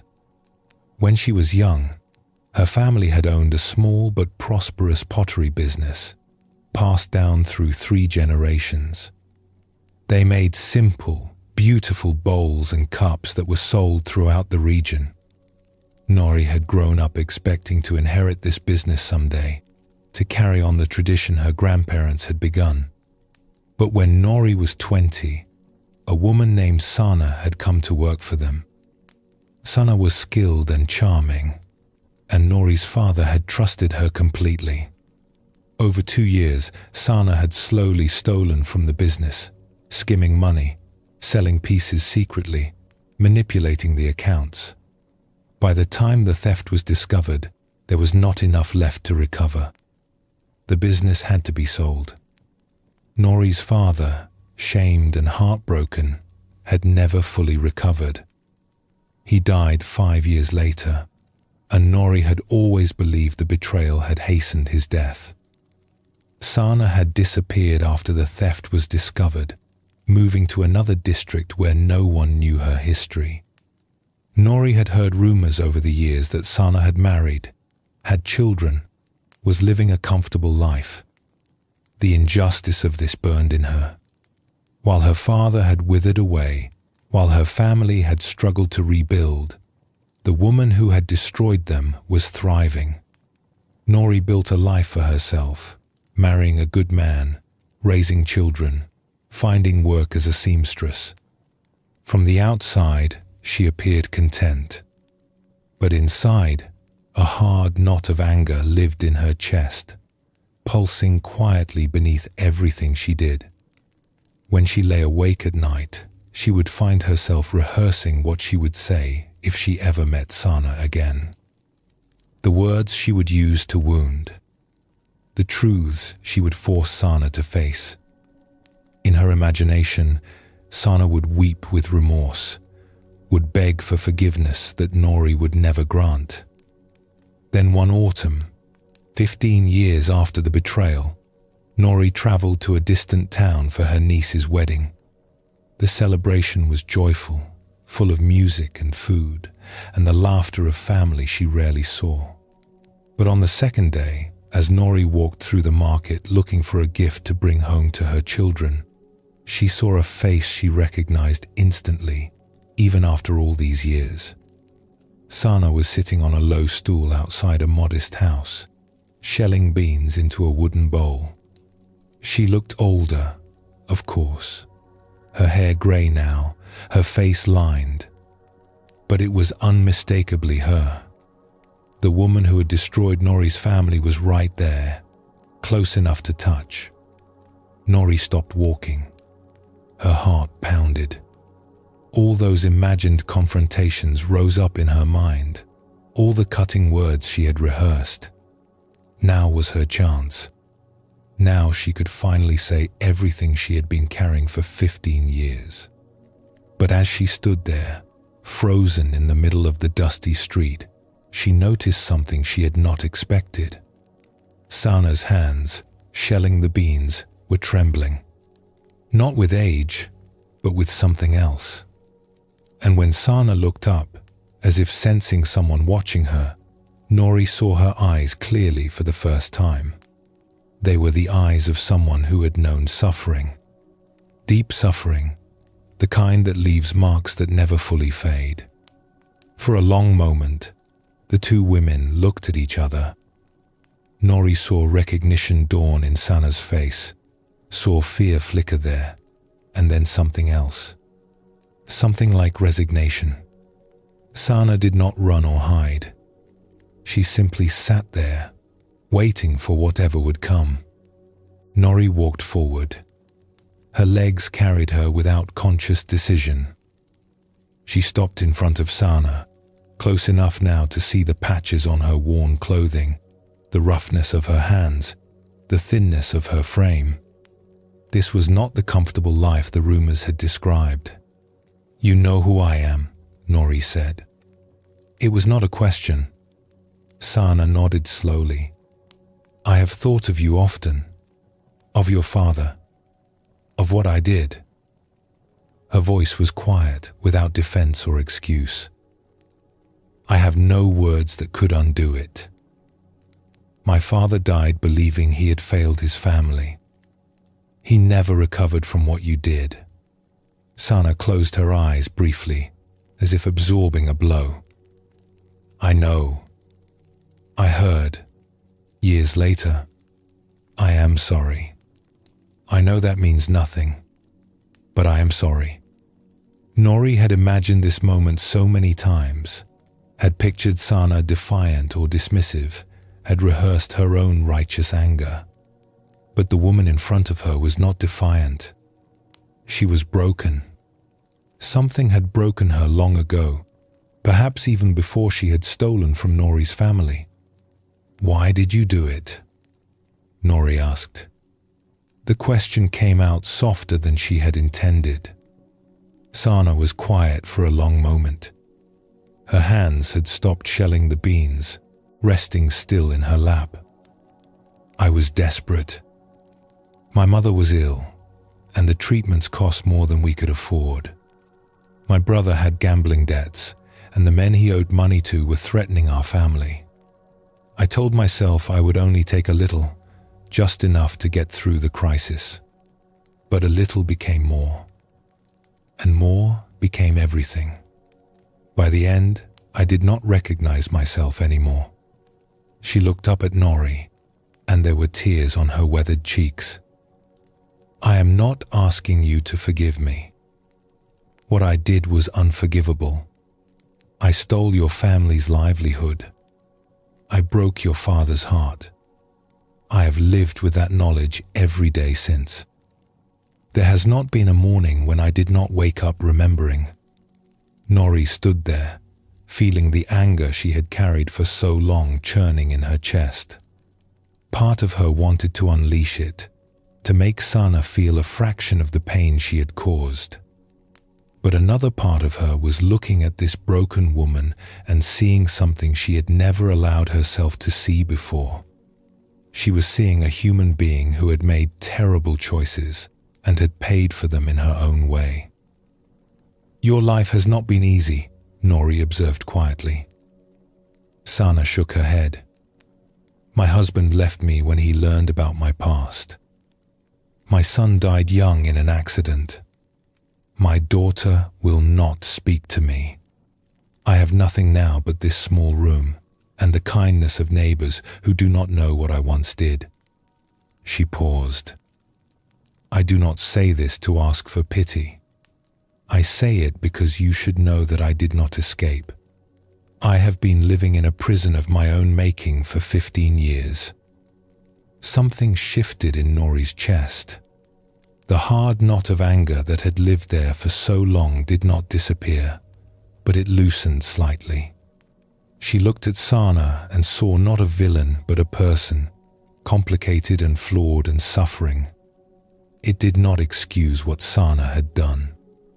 It did not bring back Nori's father or the family business, but it changed something in how Nori held the story.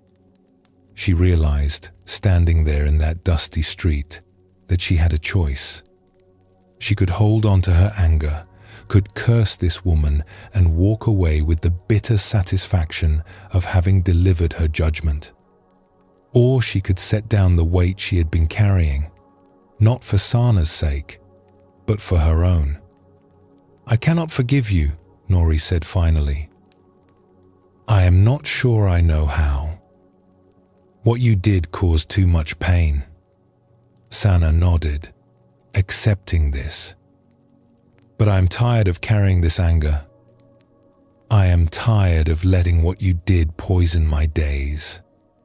I am going to try to let it go, not because you deserve it, but because I do. She turned and walked away without looking back. Her heart was still pounding, her thoughts still churning.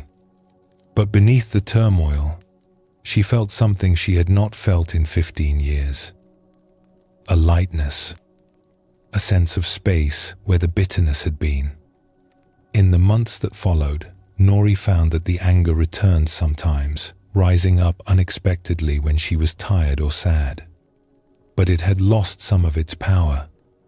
She had seen the face of the woman she hated, had heard her story, had witnessed her suffering.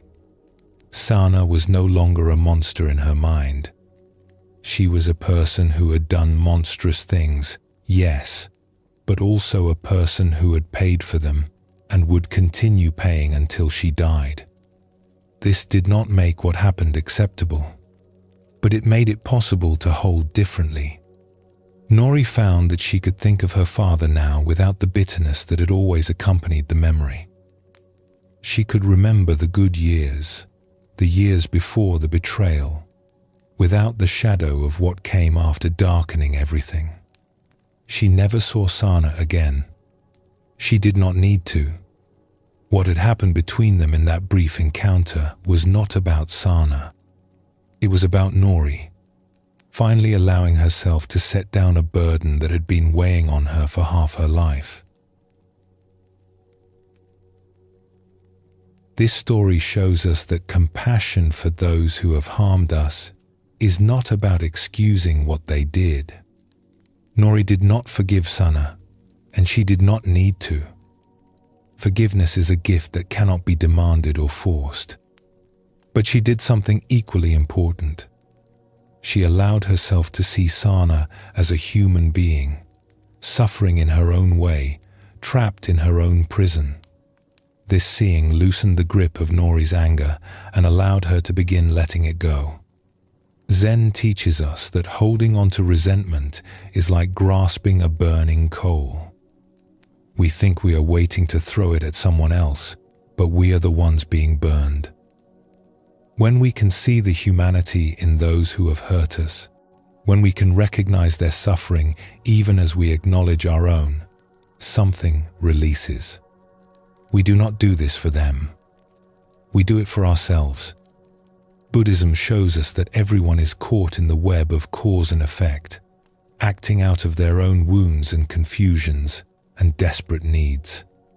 The person who harmed us was once a child, was shaped by forces beyond their control, was doing what seemed necessary at the time, even if it was terribly wrong.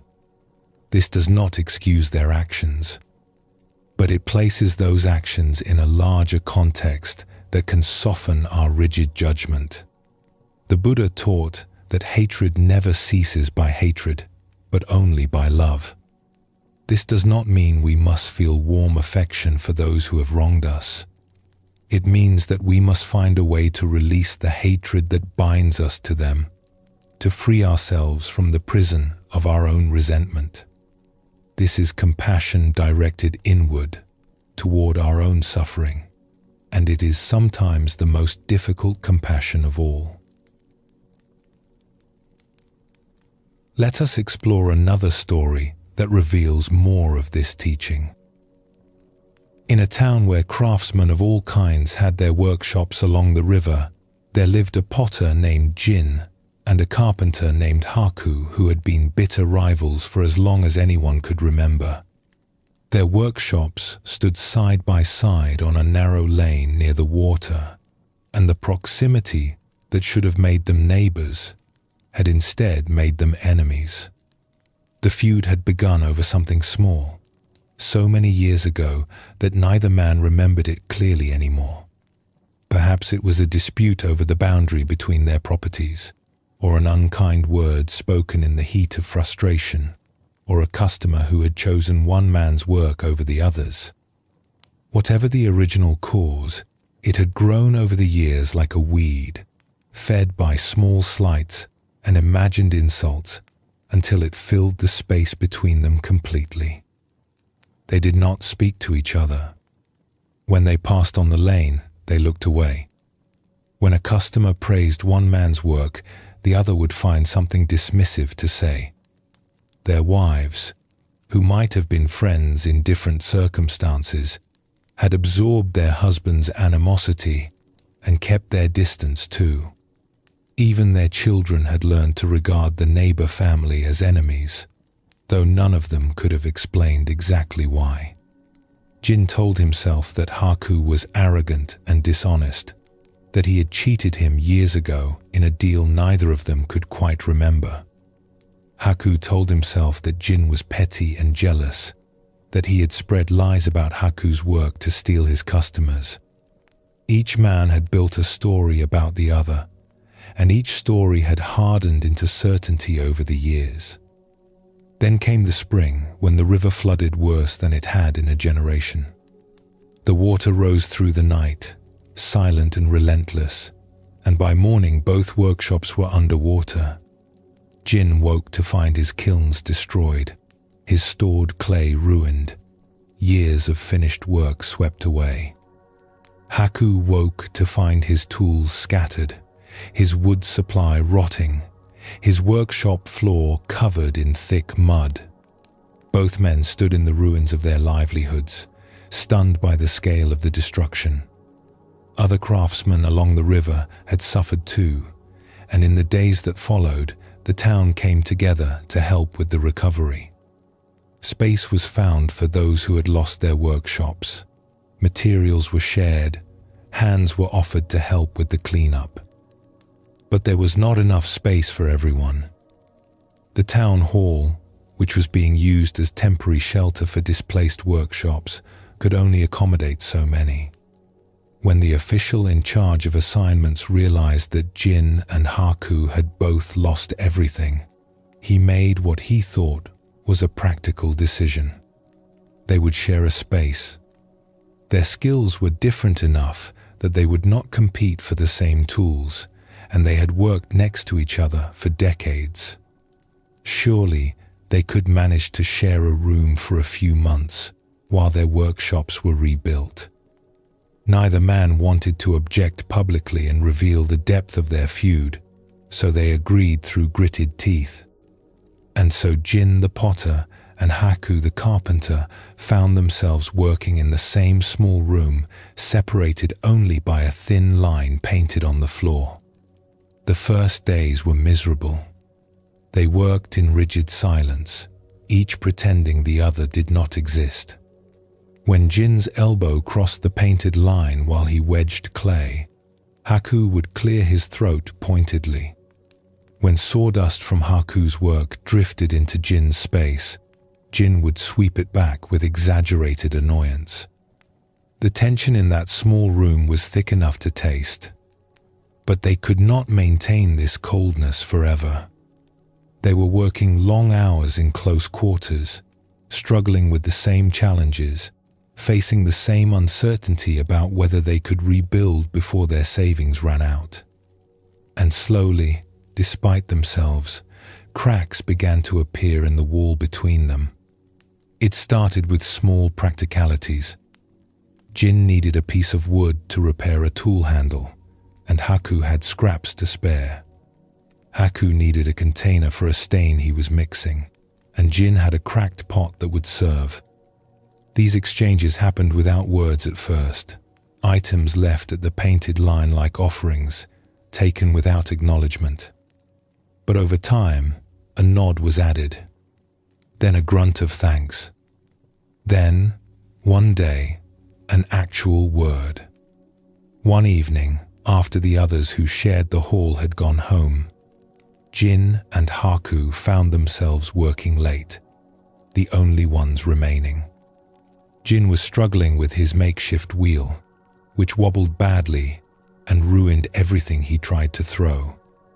His frustration mounted until finally he let out a curse and slammed his hand against the table. Haku looked up from his work. For a long moment, he just watched.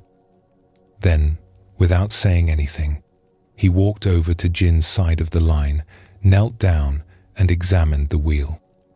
His carpenter's eyes saw immediately what was wrong, a problem with the base that Jin's potter's hands had no idea how to fix. "I can fix this," Haku said. "If you want." Jin stared at him, years of animosity warring with the desperate need to get his wheel working. "Need one." He nodded. Haku worked for an hour, adjusting and reinforcing and balancing. When he was done, the wheel spun true and smooth, better than it had in years. Jin tried it, throwing a simple bowl, feeling the difference immediately. "Thank you," he said. The words felt strange in his mouth, directed at this man he had hated for so long. Haku nodded and returned to his side of the line. But something had shifted between them. In the weeks that followed, more cracks appeared. Haku admired a glaze Jin had developed, the deep blue of a winter sky. Jin noticed the elegance of a joint Haku had carved, the way two pieces of wood became one without visible seam. They began to talk, cautiously at first, about techniques and materials and the challenges of their crafts. They discovered that they shared more than they had ever allowed themselves to see. One night, over cups of tea that Jin had brewed, Haku asked the question that had been hovering between them. "Why did we hate each other for so long? I cannot even remember how it started." Jin shook his head slowly. "Neither can I." "Not really. There was something about a boundary marker, I think. Or maybe a customer. It was so long ago. We wasted so many years. We could have been friends, or at least friendly neighbors. Instead, we spent our energy on this foolish war. Haku's voice held regret, and something else too. A kind of wonder at how stubborn they had both been. I think we each needed an enemy, Jin said slowly, the words forming as he spoke. Someone to blame when things went wrong.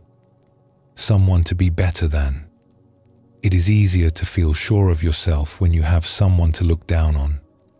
Haku considered this. You may be right. I certainly felt righteous in my anger. It was satisfying, in a way. I knew exactly who the villain was. And now? Haku looked at the man he had spent decades resenting. He saw the calluses on Jin's hands, the same calluses that marked his own. He saw the worry lines around Jin's eyes, the same worry about rebuilding, about survival, about the future. He saw a craftsman like himself, working hard, loving his trade, trying to make his way in an uncertain world. Now I see a neighbor, Haku said simply. Just a neighbor. When their workshops were finally rebuilt, Jin and Haku returned to their side-by-side lanes. But things were different now. They spoke when they passed. They borrowed tools when needed. Their wives, cautiously at first, and then, with growing warmth, began to share meals and conversation. Their children, freed from the inherited feud, became playmates. The other townspeople noticed the change and marveled at it. Some asked what had happened to transform such bitter enemies into friends. Jin and Haku found it hard to explain. It was not any one moment, they would say. It was the flood that threw them together, the shared struggle, the slow discovery that the enemy they had imagined was just a person after all. We were both wrong about each other, Jin said once, when a younger craftsman asked about the change. We had built stories in our minds, stories about who the other person was and what he had done. But the stories were not true. They were just stories. When we finally had to actually see each other, the stories fell apart. This story shows us how enmity can dissolve when we are forced to truly see the person we have made into an enemy. Jin and Haku had spent decades relating to their ideas of each other rather than to each other. It was only when circumstances stripped away the distance between them that they could see what was actually there, not a villain, but simply another person. Zen teaches us that our concepts are not reality. We build elaborate structures in our minds, stories about who is right and who is wrong, who deserves our love and who deserves our scorn. But these structures are made of thought, not of truth. When we set them aside and look directly at another person, we often find something very different from what we expected. Buddhism shows us that all beings want to be happy and free from suffering. The person we resent, the neighbor we avoid, the family member we have written off, they are all seeking the same thing we are. When we remember this, it becomes harder to maintain our hardened positions. The rigid line between us and them begins to soften. The Buddha taught loving kindness as an antidote to hatred. But sometimes we must begin more simply, not with love, but just with seeing. When Jin looked at Haku and saw a neighbor instead of an enemy, that was not yet love. It was simply clear seeing. And from clear seeing, everything else can grow.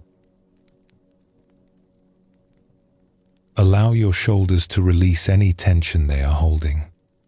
Let your breath flow without effort and rest in the growing stillness.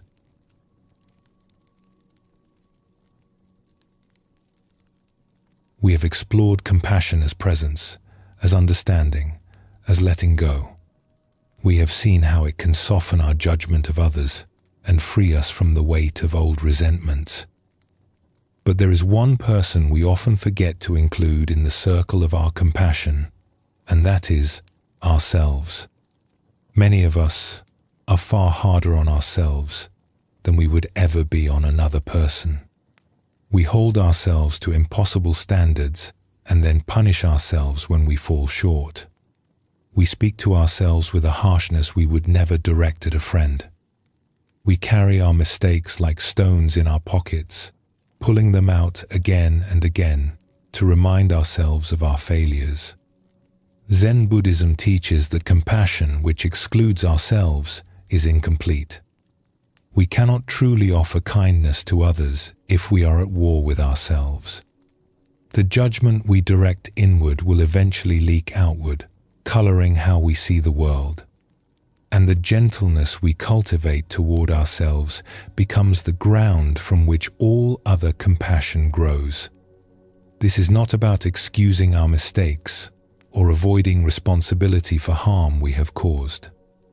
It is about holding ourselves with the same understanding we would offer a dear friend.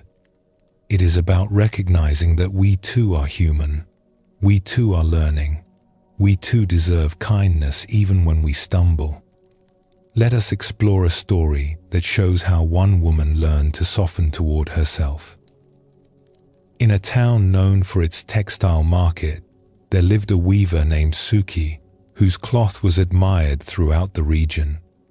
Her patterns were intricate, her colors perfectly matched, her edges straight and true. Merchants came from distant cities to buy her work, and other weavers studied her techniques, hoping to learn her secrets. But Suki carried a burden that no one else could see. For every piece of cloth she sold, there were 3 or 4 that never left her workshop. These were the pieces with flaws, some so small that no customer would ever notice them. A thread slightly out of place, a color that did not quite match her vision, a pattern that wavered almost imperceptibly at one corner.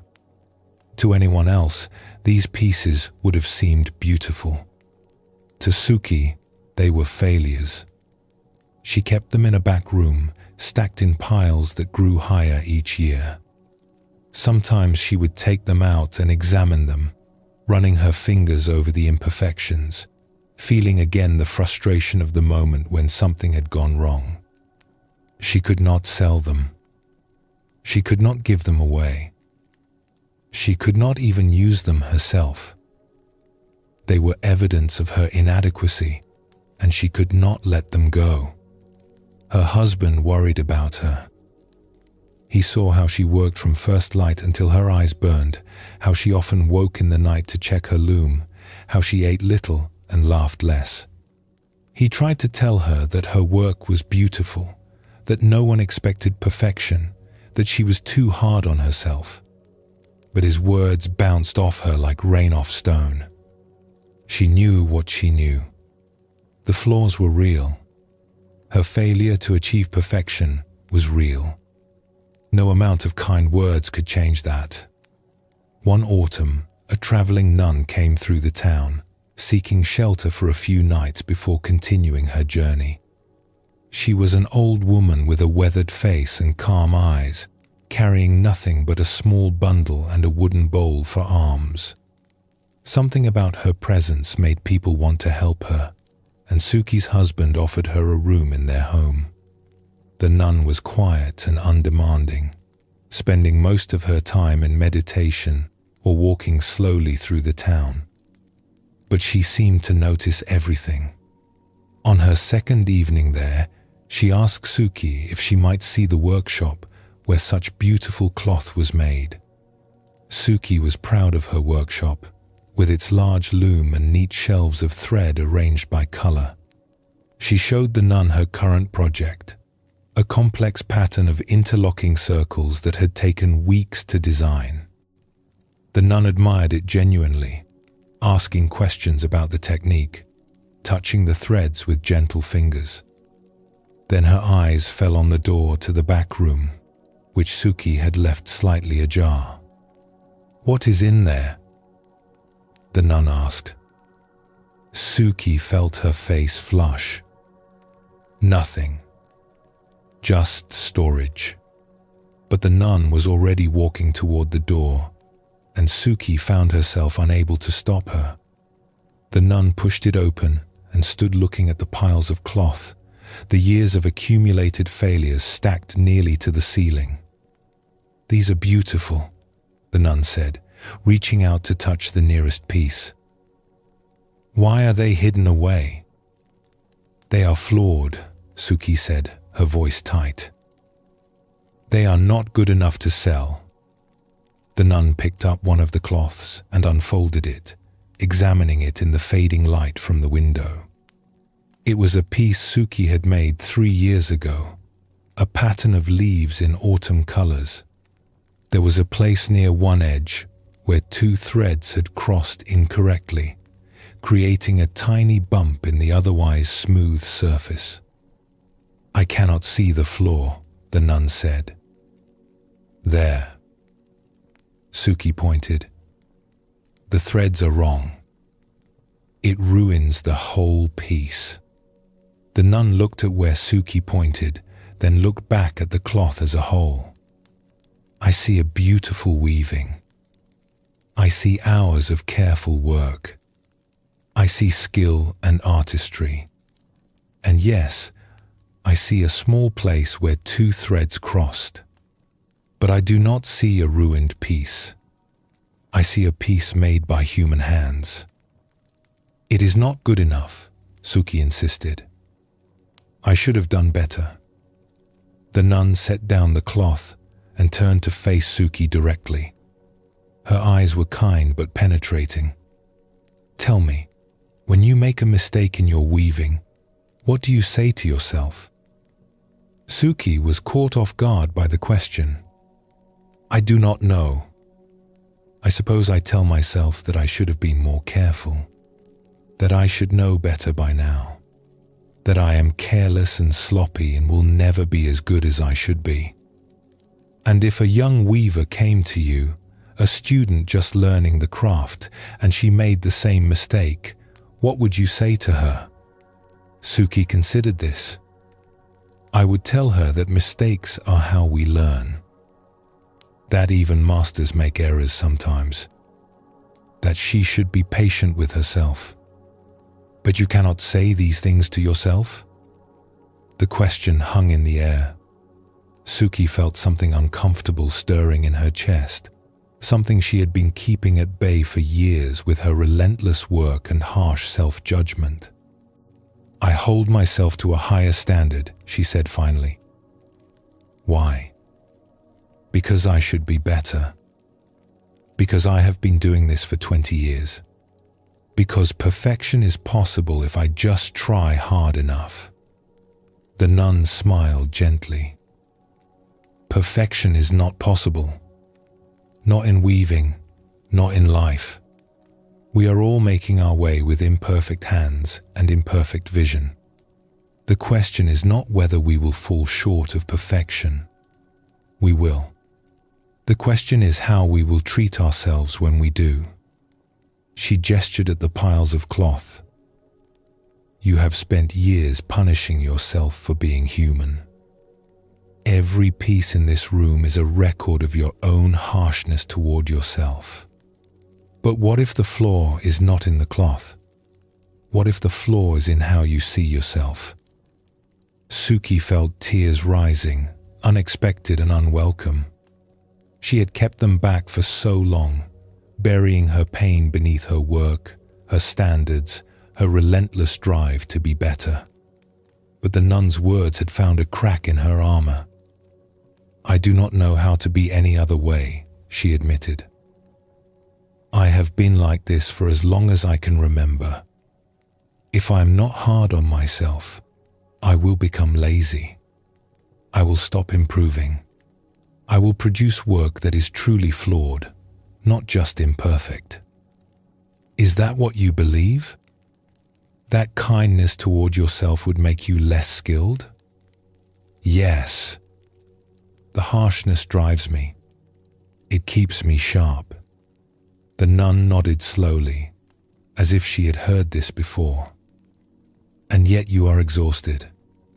Your husband worries about you. You cannot enjoy the beautiful things you make because you only see their flaws.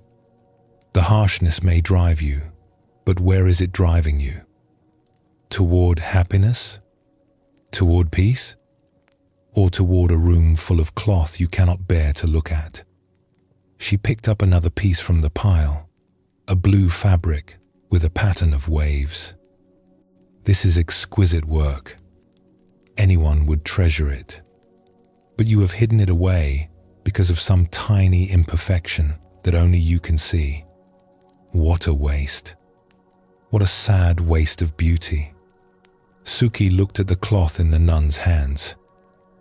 She remembered making it, remembered the long days at the loom, the satisfaction when the pattern emerged. And she remembered the moment when she noticed the flaw, the crushing disappointment, the anger at herself for ruining yet another piece. "I do not know how to stop," she said quietly. "The voice that criticizes me is so loud. It has been with me for so long." "You do not have to stop all at once," the nun said. "You can begin small. When you notice the harsh voice, you can pause. You can ask yourself what you would say to a student or to a friend. And then you can try, just try, to offer yourself the same kindness." She pressed the blue cloth into Suki's hands. "Start with this one. Instead of seeing its flaw, try to see its beauty. Try to see the hours of your life woven into it. Try to see yourself in it, not your failure, but your humanity, your effort, your care." In the months after the nun left, Suki practiced what she had been taught. It was not easy. The harsh voice was indeed loud, and it had been running her life for decades. But she noticed it now in a way she never had before. She heard it telling her she was not good enough, and sometimes, not always, but sometimes, she was able to pause, to take a breath, to ask what she would say to a student who had made the same mistake. Slowly, the piles in the back room began to shrink. She gave some pieces to neighbors who were delighted to receive such beautiful work. She sold others at a reduced price, telling customers that they were slightly imperfect, watching their puzzled faces as they searched for flaws they could not find. She even kept one for herself, the blue cloth with the wave pattern, and used it as a cover for her bed. Every morning when she woke, she saw it, and she practiced seeing its beauty instead of its flaw. Her husband noticed the change in her. She laughed more easily now. She slept through the night. She still worked hard, still cared deeply about her craft, but there was a softness in her that had been missing before. The harshness had not disappeared entirely. It still rose up sometimes, still told her she was not good enough. But it no longer controlled her. She had learned to meet it with something gentler, and that gentleness was slowly transforming her life. This story shows us how the compassion we withhold from ourselves becomes a prison. Suki's impossible standards had driven her to great skill, but they had also driven her to exhaustion and joylessness. It was only when she learned to offer herself the same kindness she would offer a student that something began to shift. Zen teaches us that we are not separate from the world we judge. The harshness we direct at ourselves colors everything we see and do. When we are at war with ourselves, peace is impossible. But when we can hold our own imperfections with gentleness, we create a foundation from which true compassion can grow. Buddhism shows us that all beings deserve kindness, and this includes ourselves. The Buddha taught loving kindness as a practice that begins with oneself and then expands outward to include all beings. We cannot skip the first step. If we cannot wish ourselves well, our wishes for others will always be incomplete. The Buddha also taught that suffering comes from clinging, and one of the things we cling to most tightly is our idea of who we should be. When we cannot accept ourselves as we are, when we demand perfection and punish ourselves for falling short, we create suffering that no external achievement can relieve. Self-compassion is the release of this clinging, the willingness to be human, to be imperfect, to be enough just as we are. Let us explore another story that reveals more of this teaching. In a monastery high in the hills where mist hung in the valleys each morning, there lived a young monk named Ryo who was known for his seriousness. He had come to the monastery at 16, burning with the desire to become enlightened, to purify himself of all flaws, to become a perfect vessel for the teachings. Now he was 22, and the burning had not dimmed. Ryo was hard on himself in ways that other monks noticed and sometimes worried about. He slept less than anyone else, rising before dawn to sit in meditation while the others still slept. He ate less than his body needed, believing that hunger sharpened the mind. When he made a mistake in the chanting or had a wandering thought during sitting, he would punish himself by adding extra hours to his practice, as if he could make up for his failures through sheer effort. The other monks tried to speak to him about this sometimes, but Ryo dismissed their concerns. They did not understand, he thought. They had grown comfortable in their practice, had accepted their limitations, had stopped striving for the perfection that the teachings pointed toward. He would not make the same mistake. He would push himself until he broke through to the other side. The abbot of the monastery, an old man named Master Shen, watched Ryo with quiet concern. He had seen monks like this before. Some of them eventually softened, learning to hold themselves with more kindness. Others burned out entirely, leaving the monastery bitter and broken. A few had harmed themselves in their relentless pursuit of an impossible standard. Master Shen did not know yet which path Ryo would take, but he knew that something needed to change. One autumn morning, after the monks had finished their chanting and were preparing for the day's work, Master Shen called Ryo aside. "I have a task for you," the old man said. "A special practice that I want you to take on." Ryo felt a surge of pride. He had been waiting for this, for the master to recognize his dedication and give him advanced teachings. "I am ready, master." Shen reached into his robe and brought out a small bundle of cloth.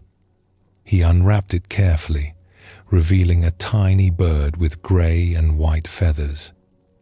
The bird was alive but clearly injured, one wing held awkwardly against its body. "I found this sparrow in the garden this morning," Shen said. "It cannot fly. It may live or it may die, but for now, it needs care. I want you to be responsible for it." Ryo stared at the bird, confused. "But master, what about my practice? Caring for a bird will take time away from meditation. This is your practice now. The bird needs food and water several times each day. It needs warmth and protection. It needs gentle handling, as its wing is fragile. I want you to give it the same attention you give to your sitting." "For how long?" "Until it flies away or until it dies. However long that takes." Ryo wanted to argue, to explain that this was a waste of his time, that he had come to the monastery to pursue enlightenment, not to nurse injured animals. But the look in Master Shen's eyes stopped him. There was something there, a knowing quality, that made Rio feel seen in a way that was uncomfortable. He took the bird. The first days were frustrating. The bird needed feeding every few hours, which meant Rio had to interrupt his meditation to prepare tiny portions of seeds and insects. It needed water dripped carefully onto its beak. It needed its small nest kept clean. All of this took time, and Rio found himself falling behind in his practice, unable to maintain the punishing schedule he had set for himself. He was impatient with the bird at first. It was so small, so fragile, so dependent on him for everything. When it made messes, he felt irritated. When it refused to eat, he felt frustrated. When it huddled in the corner of its box, shivering and afraid, he felt impatient. Why would it not just get better? Why did it require so much care? But as the days passed, something began to shift. Rio found himself watching the bird more closely, noticing its small movements, the way it cocked its head when it heard a sound, the way it fluffed its feathers against the cold. He noticed that his impatience frightened it, made it shrink away from his hands. And he noticed that when he moved slowly and spoke softly, the bird relaxed and ate more willingly. He began to adjust his approach. Instead of hurrying through the feedings so he could get back to his practice, he slowed down. He spoke gently to the bird as he offered it food. He held it carefully, supporting its injured wing, warming it against his chest when the mornings were cold. The bird responded to this gentleness, growing calmer and more trusting. One morning, as Rio sat with the bird cupped in his hands, watching it eat seeds from his palm, a thought arose unbidden. This is how I should treat myself. The thought surprised him. He looked at the bird, so small and fragile, and he realized that he would never treat it the way he treated himself. He would never punish the bird for being injured, never demand that it fly before its wing had healed, never withhold food because it had failed to make progress quickly enough. He offered the bird nothing but patience and gentleness, because that was what it needed to heal. But he offered himself none of these things. He punished himself for every failure. He demanded impossible progress. He withheld rest and food and kindness, believing that harshness would make him stronger. Looking at the bird in his hands, he saw suddenly how absurd this was. How could cruelty lead to healing? How could punishment lead to freedom? He brought this insight to Master Shen that evening, uncertain what to make of it. The old monk nodded, as if he had been expecting this. "Tell me," he said, "if the bird could speak and it told you that it was worthless because its wing was broken, what would you say?" "I would tell it that its wing would heal, that being injured does not make it worthless, that it simply needs time and care. And if it told you that it was bad for needing so much help, for not being able to fly like other birds, what would you say?" "I would tell it that needing help is not a flaw, that we all need help sometimes, that there is no shame in being injured. And if it told you that it should punish itself for being a burden, for taking up your time, for not healing faster, what would you say?" Rio felt something breaking open in his chest. "I would tell it that punishing itself would only slow the healing. That kindness is what it needs, not cruelty. That it is worthy of care exactly as it is." Master Shen smiled gently. "Now tell me why you do not say these things to yourself." Rio had no answer. The question hung in the air between them, unanswerable, and yet somehow already answered. He thought of all the times he had punished himself for falling short, All the harsh words he had spoken to himself in the privacy of his own mind, all the ways he had withheld kindness from himself while believing he was pursuing something higher. "I did not see it," he said finally. "I thought I was being disciplined. I thought the harshness was making me stronger. But it is not, is it? It is just hurting me." "The bird cannot heal if it is afraid," Shen said. "And neither can you. The gentleness you offer so easily to a small creature is the same gentleness you need to offer yourself. Not because you have earned it, but because all beings deserve kindness, including you." Over the following weeks, Rio continued to care for the sparrow. Its wings slowly healed, and the day came when it could flutter from one side of its box to the other. Rio found himself celebrating these small victories, feeling genuine joy at the bird's progress. And he found himself, slowly and imperfectly, learning to celebrate his own small victories too. To notice when he had sat well, not just when he had failed. To acknowledge his effort, not just his shortcomings. To speak to himself, sometimes with the same gentleness he used with the bird. When the sparrow finally flew away, disappearing into the morning mist over the hills, Rio stood watching for a long time. He felt a mix of sadness and gladness, of loss and gratitude. The bird had taught him something that all his years of harsh practice had never taught him. That healing happens through kindness. That growth happens through patience. That the perfection he had been seeking was not a destination to be reached through punishment, but a softening that came when he finally stopped fighting against himself. This story shows us that the kindness we offer easily to others is often the very kindness we withhold from ourselves. Rio could not see his own self-cruelty until he experienced what true gentleness looked like in caring for the injured bird. The contrast opened his eyes to what he had been doing to himself all along. Zen teaches us that practice is not about perfecting ourselves through force.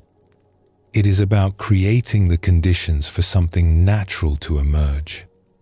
A flower does not force itself to bloom. It simply needs the right conditions: sunlight and water and time. We are the same. When we stop punishing ourselves and start offering kindness, something that was always there can finally unfold. Buddhism shows us that suffering and compassion are deeply linked. The suffering we carry often comes from the harshness with which we treat ourselves, and the compassion that can relieve that suffering begins with the simple act of turning kindness inward. This is not selfishness. It is the foundation of all genuine compassion. We cannot give what we do not have. But when we have received kindness from ourselves, we have an endless supply to offer others. The Buddha taught that we should treat ourselves as we would treat a beloved child, not with indulgence or avoidance of responsibility, but with patience and encouragement and care. The child will make mistakes. The child will fall short, but we do not punish the child for learning. We offer guidance with kindness, trusting that this is how true growth happens. Allow your breath to soften and deepen. Rest in the quietness of this moment, offering yourself the same patience you would offer any being who was learning and growing.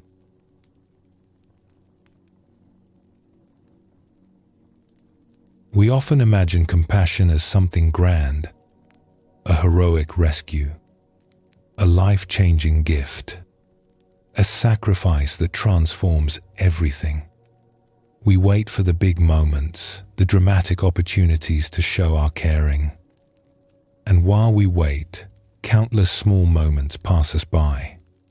But Zen Buddhism teaches us that there are no small moments. Every encounter is complete in itself. Every interaction carries the possibility of kindness. The cup of tea offered to a tired visitor, the patient listening when someone needs to speak, the gentle word that costs us nothing but means everything to the one who receives it. These small acts of compassion are not less than the grand gestures. They are the very fabric of a compassionate life. Most of us will never have the chance to save a life in a dramatic way. But all of us, every day, have chances to offer small kindnesses that ripple outward in ways we may never see. A moment of attention can shift someone's entire day. A word of encouragement can plant a seed that grows for years.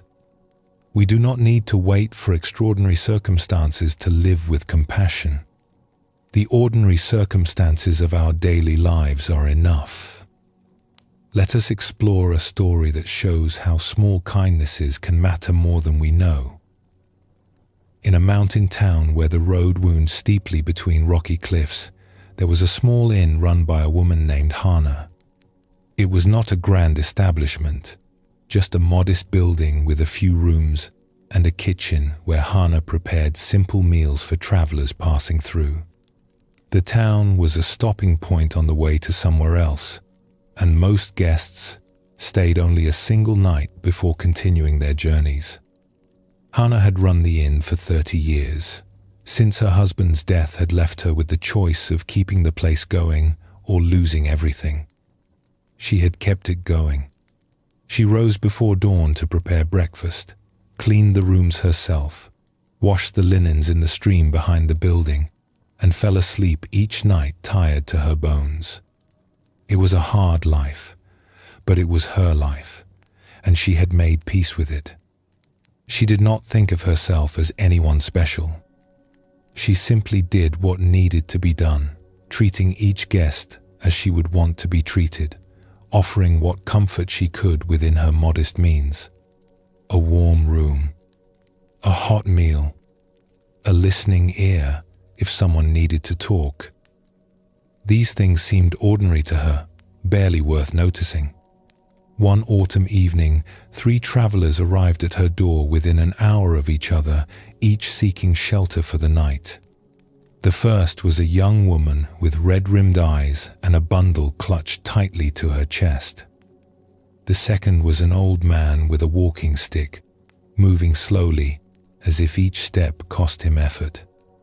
The third was a merchant with fine clothes but a worried expression, checking his purse repeatedly as if afraid of what he might find. Hana welcomed each of them, showed them to their rooms, and began preparing dinner. As she worked in the kitchen, chopping vegetables and stirring the pot, she thought about her guests as she often did, wondering about their stories, hoping she could make their night a little easier. The young woman came down first, sitting alone at a table in the corner, her eyes fixed on something far away.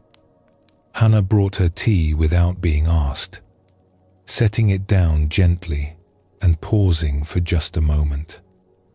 "Long journey?" she asked. The young woman looked up, startled, as if she had forgotten she was not alone. "Yes, very long. The tea will warm you. Dinner will be ready soon." Hana did not press for more. She could see that the woman was carrying something heavy, something she was not ready to share. So Hana simply let her presence be felt, moving about the room, humming softly as she set the tables, being there without demanding anything. When the old man came down, walking carefully with his stick, Hana noticed that he winced when he sat down. She brought him a cushion without comment, placing it on the wooden bench. "For your back," she said. "The benches here are hard." The old man looked at the cushion, then at Hana, and something in his face softened. "Thank you. You are observant. I have seen many travelers. The body speaks even when the mouth does not. She brought him tea as well, and when she saw him struggling to lift the heavy pot to pour, she poured for him, again without comment, as if it were the most natural thing in the world. The merchant came down last, still checking his purse, still wearing that worried expression. Hana noticed that despite his fine clothes, he hesitated when he looked at the menu she had written on a board near the kitchen, his eyes going to the prices rather than the dishes. When she brought his tea, she said casually, "The vegetable stew tonight is especially good. My best recipe. And there is plenty of it, so second helpings are free." It was a small thing, but she saw his shoulders relax slightly. Whatever his money troubles, he would eat well tonight without worrying about the cost. Dinner was quiet. The three travelers ate separately, each absorbed in their own thoughts. Hana moved between them, refilling tea, bringing bread, clearing plates. She noticed things. The way the young woman barely touched her food at first, then began to eat as if suddenly remembering she was hungry. The way the old man closed his eyes after the first bite, savoring the warmth. The way the merchant asked quietly for those second helpings, his voice carrying a note of gratitude. After dinner, as the travelers sat digesting their meals, the young woman suddenly began to cry. It came without warning, tears streaming down her face, her hands covering her eyes. The merchant looked away, embarrassed. The old man watched, with gentle concern but did not move. Hana walked over and sat down across from the young woman. She did not say anything. She simply placed her hand on the table, palm up, an offering. After a moment, the young woman reached out and took it, gripping tightly, her sobs slowly quieting. When she could speak, the young woman said, "I am sorry. I do not know why I am crying. You do not even know me." "You do not need to explain," Hana said. "Tears come when they need to come. This is a safe place to let them." The young woman held Hana's hand for a long time. She did not share her story, and Hana did not ask. Eventually the tears stopped, and the young woman wiped her face with her sleeve, looking embarrassed but also somehow lighter. "Thank you," she whispered. "There is nothing to thank. Go rest now. Tomorrow is a new day." Later that night, after the guests had retired to their rooms, the old man lingered by the fire. Hana sat with him for a while, mending a torn sheet, enjoying the quiet companionship. "You have a gift," the old man said finally. "You made that young woman feel safe enough to cry. You made me feel like my aching bones were seen. You even made that anxious merchant relax. This is not nothing." Hana shook her head. "I just do what any host would do." "No. Many hosts provide a room and a meal. You provide something else. I cannot name it exactly. Attention, perhaps. Care. A feeling that the person in front of you actually matters." Hana was quiet for a moment, her needle moving through the fabric. "I think everyone matters. Every person who walks through my door is carrying something. I cannot fix their problems. I am just an innkeeper. But I can make sure that for one night they feel a little less alone." "That is more than you know," the old man said. "More than you will ever know." The three travelers left the next morning, continuing on their separate journeys. Hana waved goodbye and then turned back to her work, stripping the beds, washing the dishes, preparing for whoever might arrive that night. She did not give much thought to the people who had stayed. They were travelers, passing through. She would likely never see them again. But their stories continued after they left her inn.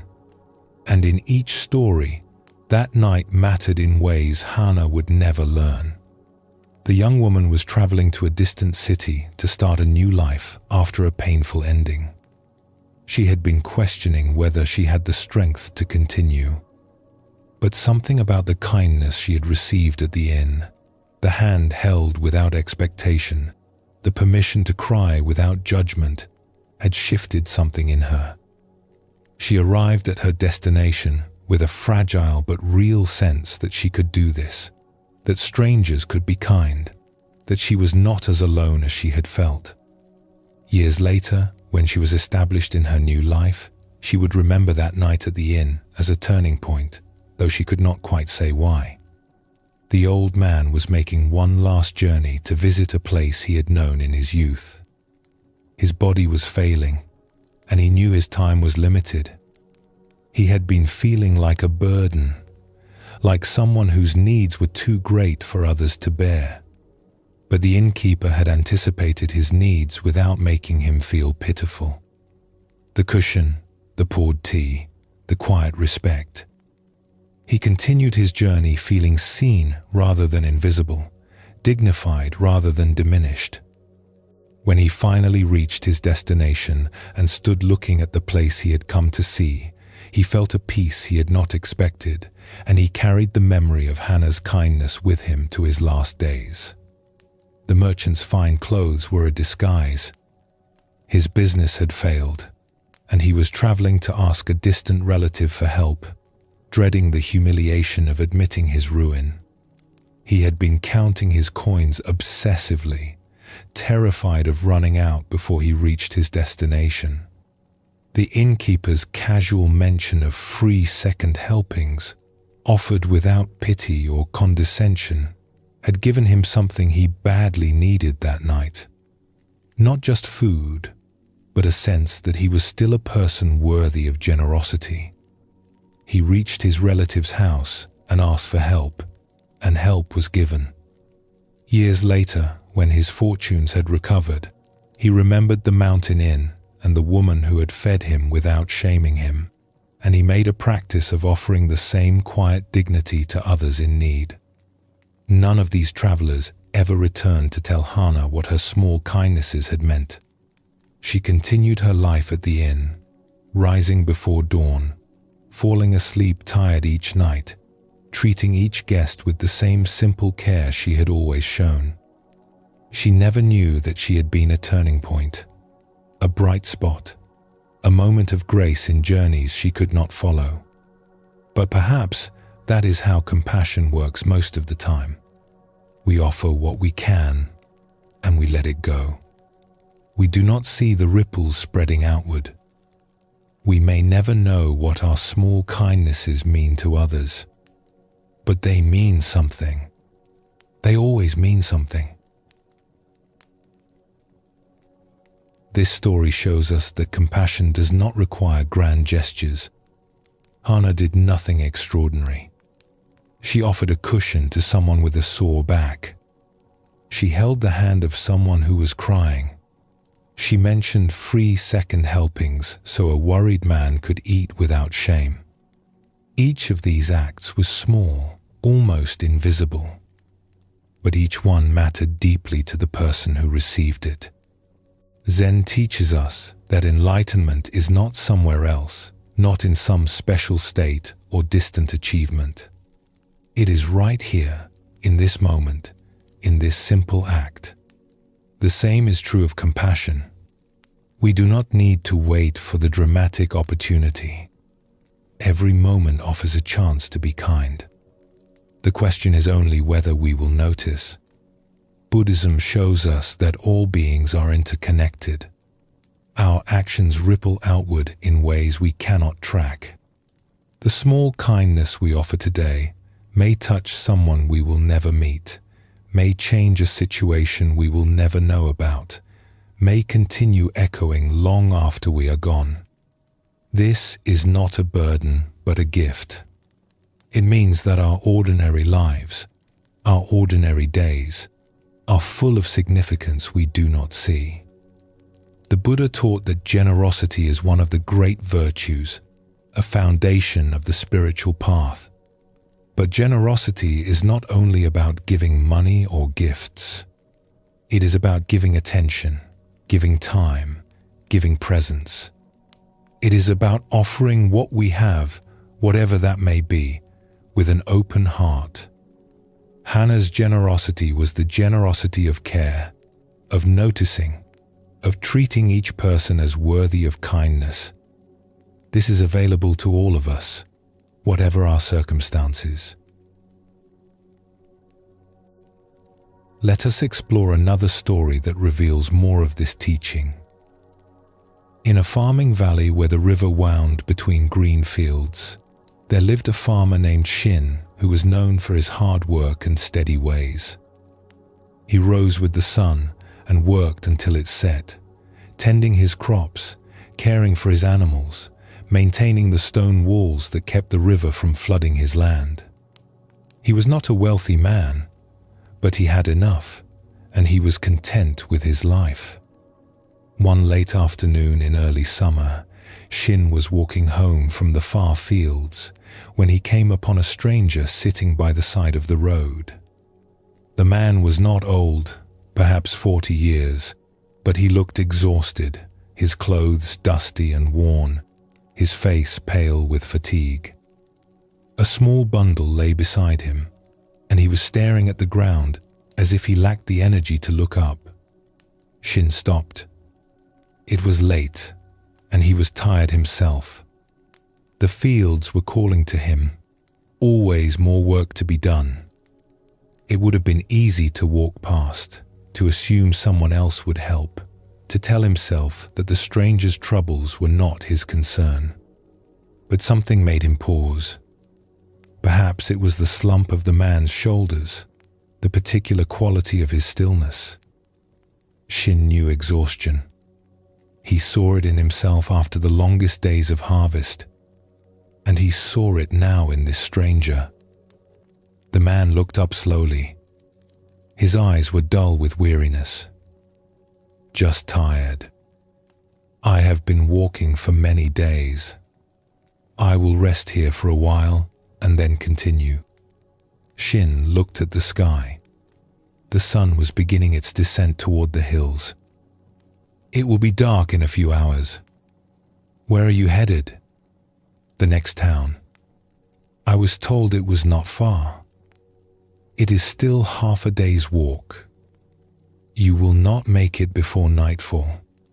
The stranger nodded, as if this news did not surprise him.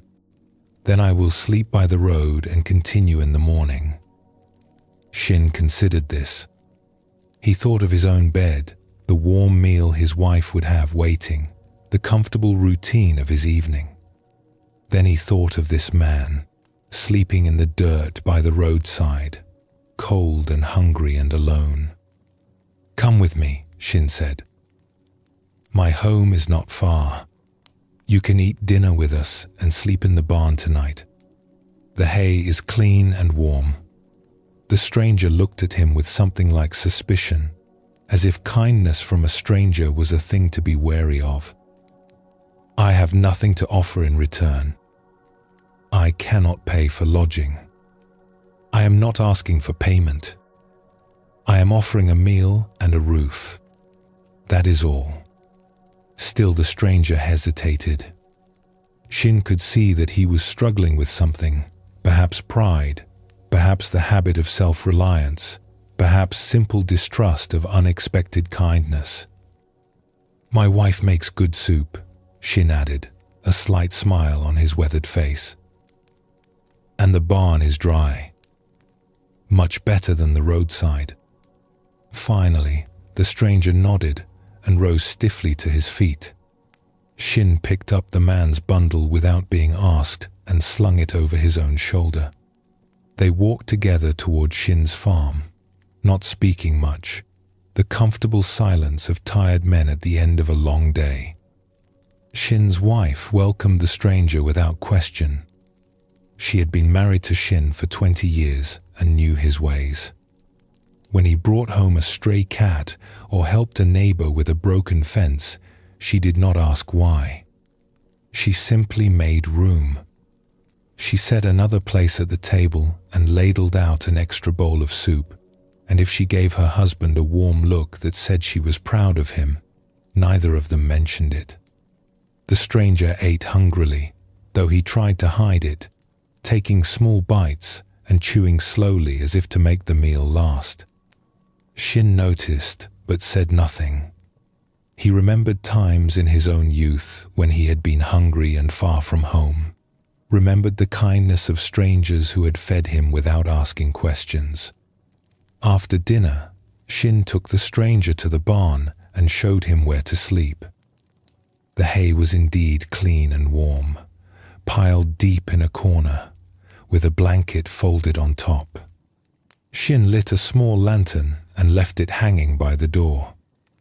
If you need anything, the house is just there. Do not hesitate to knock. The stranger looked around the barn, at the orderly tools on the walls, the healthy animals in their stalls, the obvious care that Shin put into maintaining this place. You are kind, he said. Why? Shin considered the question. Because I would hope someone would do the same for me. Because you needed help and I could give it. Because it costs me very little and may mean much to you. He paused. Is any other reason needed? The stranger was quiet for a long moment.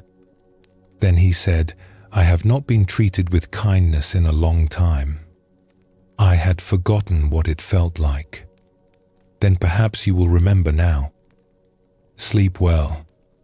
Shin returned to his house, finished his evening chores, and went to bed. He did not think much more about the stranger. It had been a small thing, an hour's detour from his routine, a portion of soup and some hay in the barn.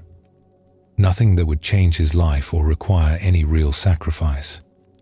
In the morning, the stranger was gone.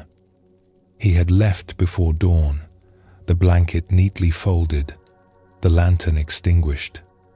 On top of the blanket was a small piece of paper with a few words written on it. Thank you for reminding me. Shin read the note, tucked it into his pocket, and went about his day. The fields needed tending. The animals needed feeding. Life continued as it always had. He did not learn until many years later what his small kindness had meant.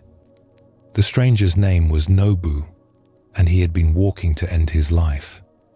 He had lost his wife to illness, his business to debt, his home to creditors. Everything he had built over 40 years had crumbled, and he saw no reason to continue. He was walking to the cliffs beyond the next town, where the river plunged into a deep gorge. He had planned to throw himself in, but the night in Shin's barn had changed something. The meal offered without expectation.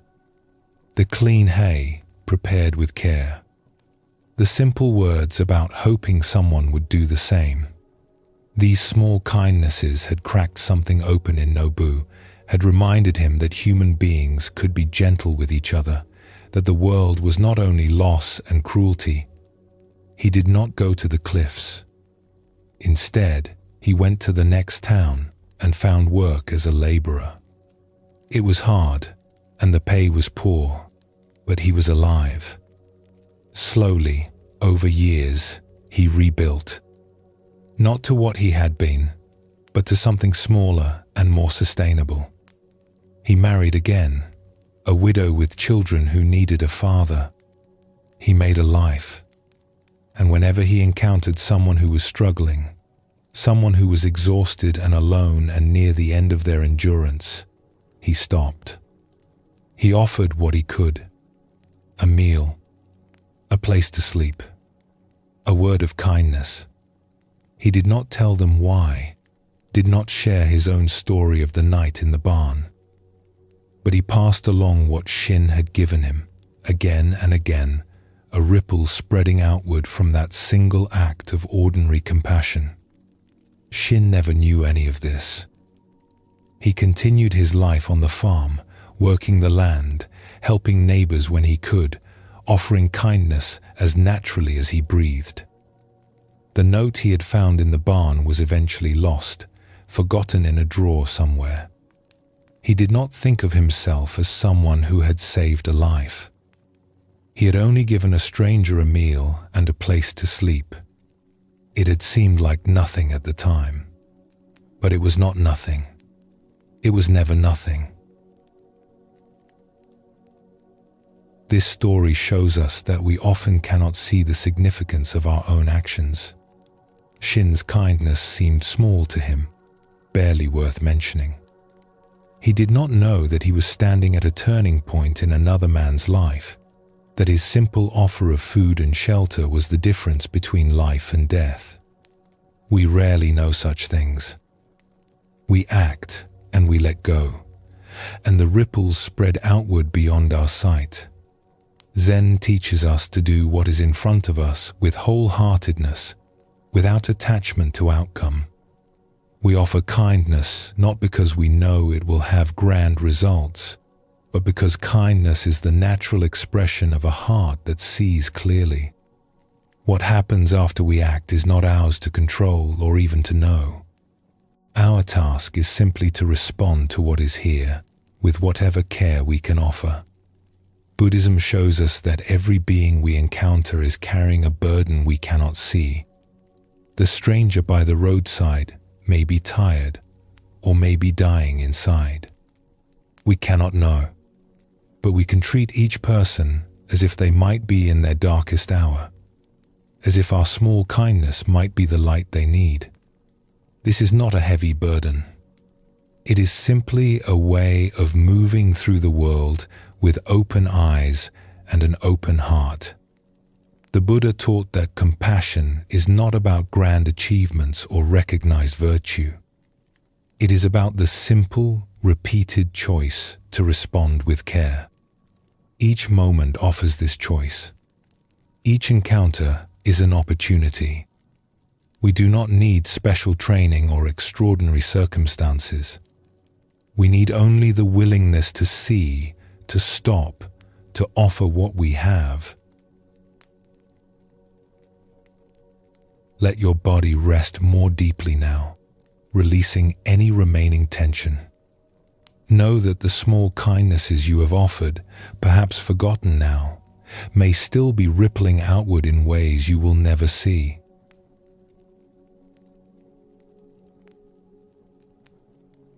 We have explored many faces of compassion tonight.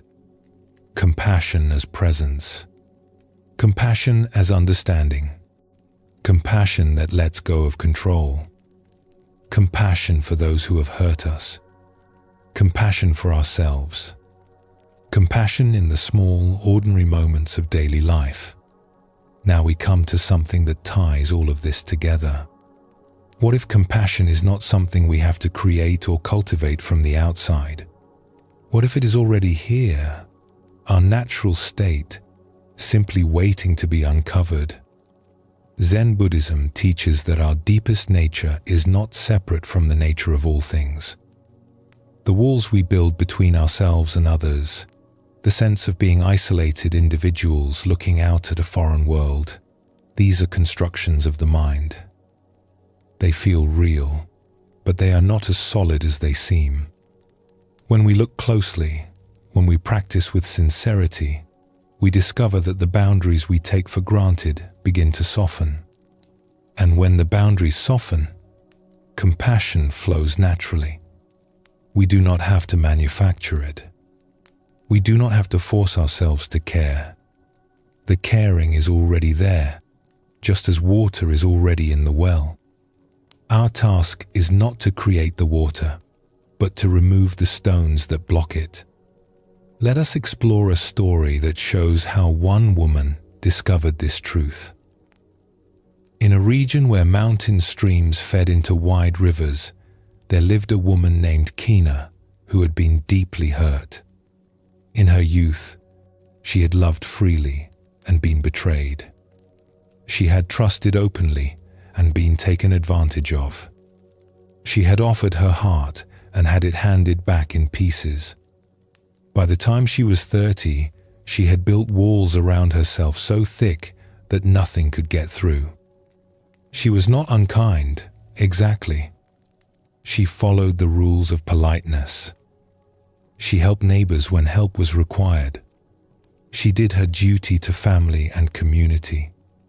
But there was a distance in her eyes, a guardedness that people could feel. No one got close to Kina.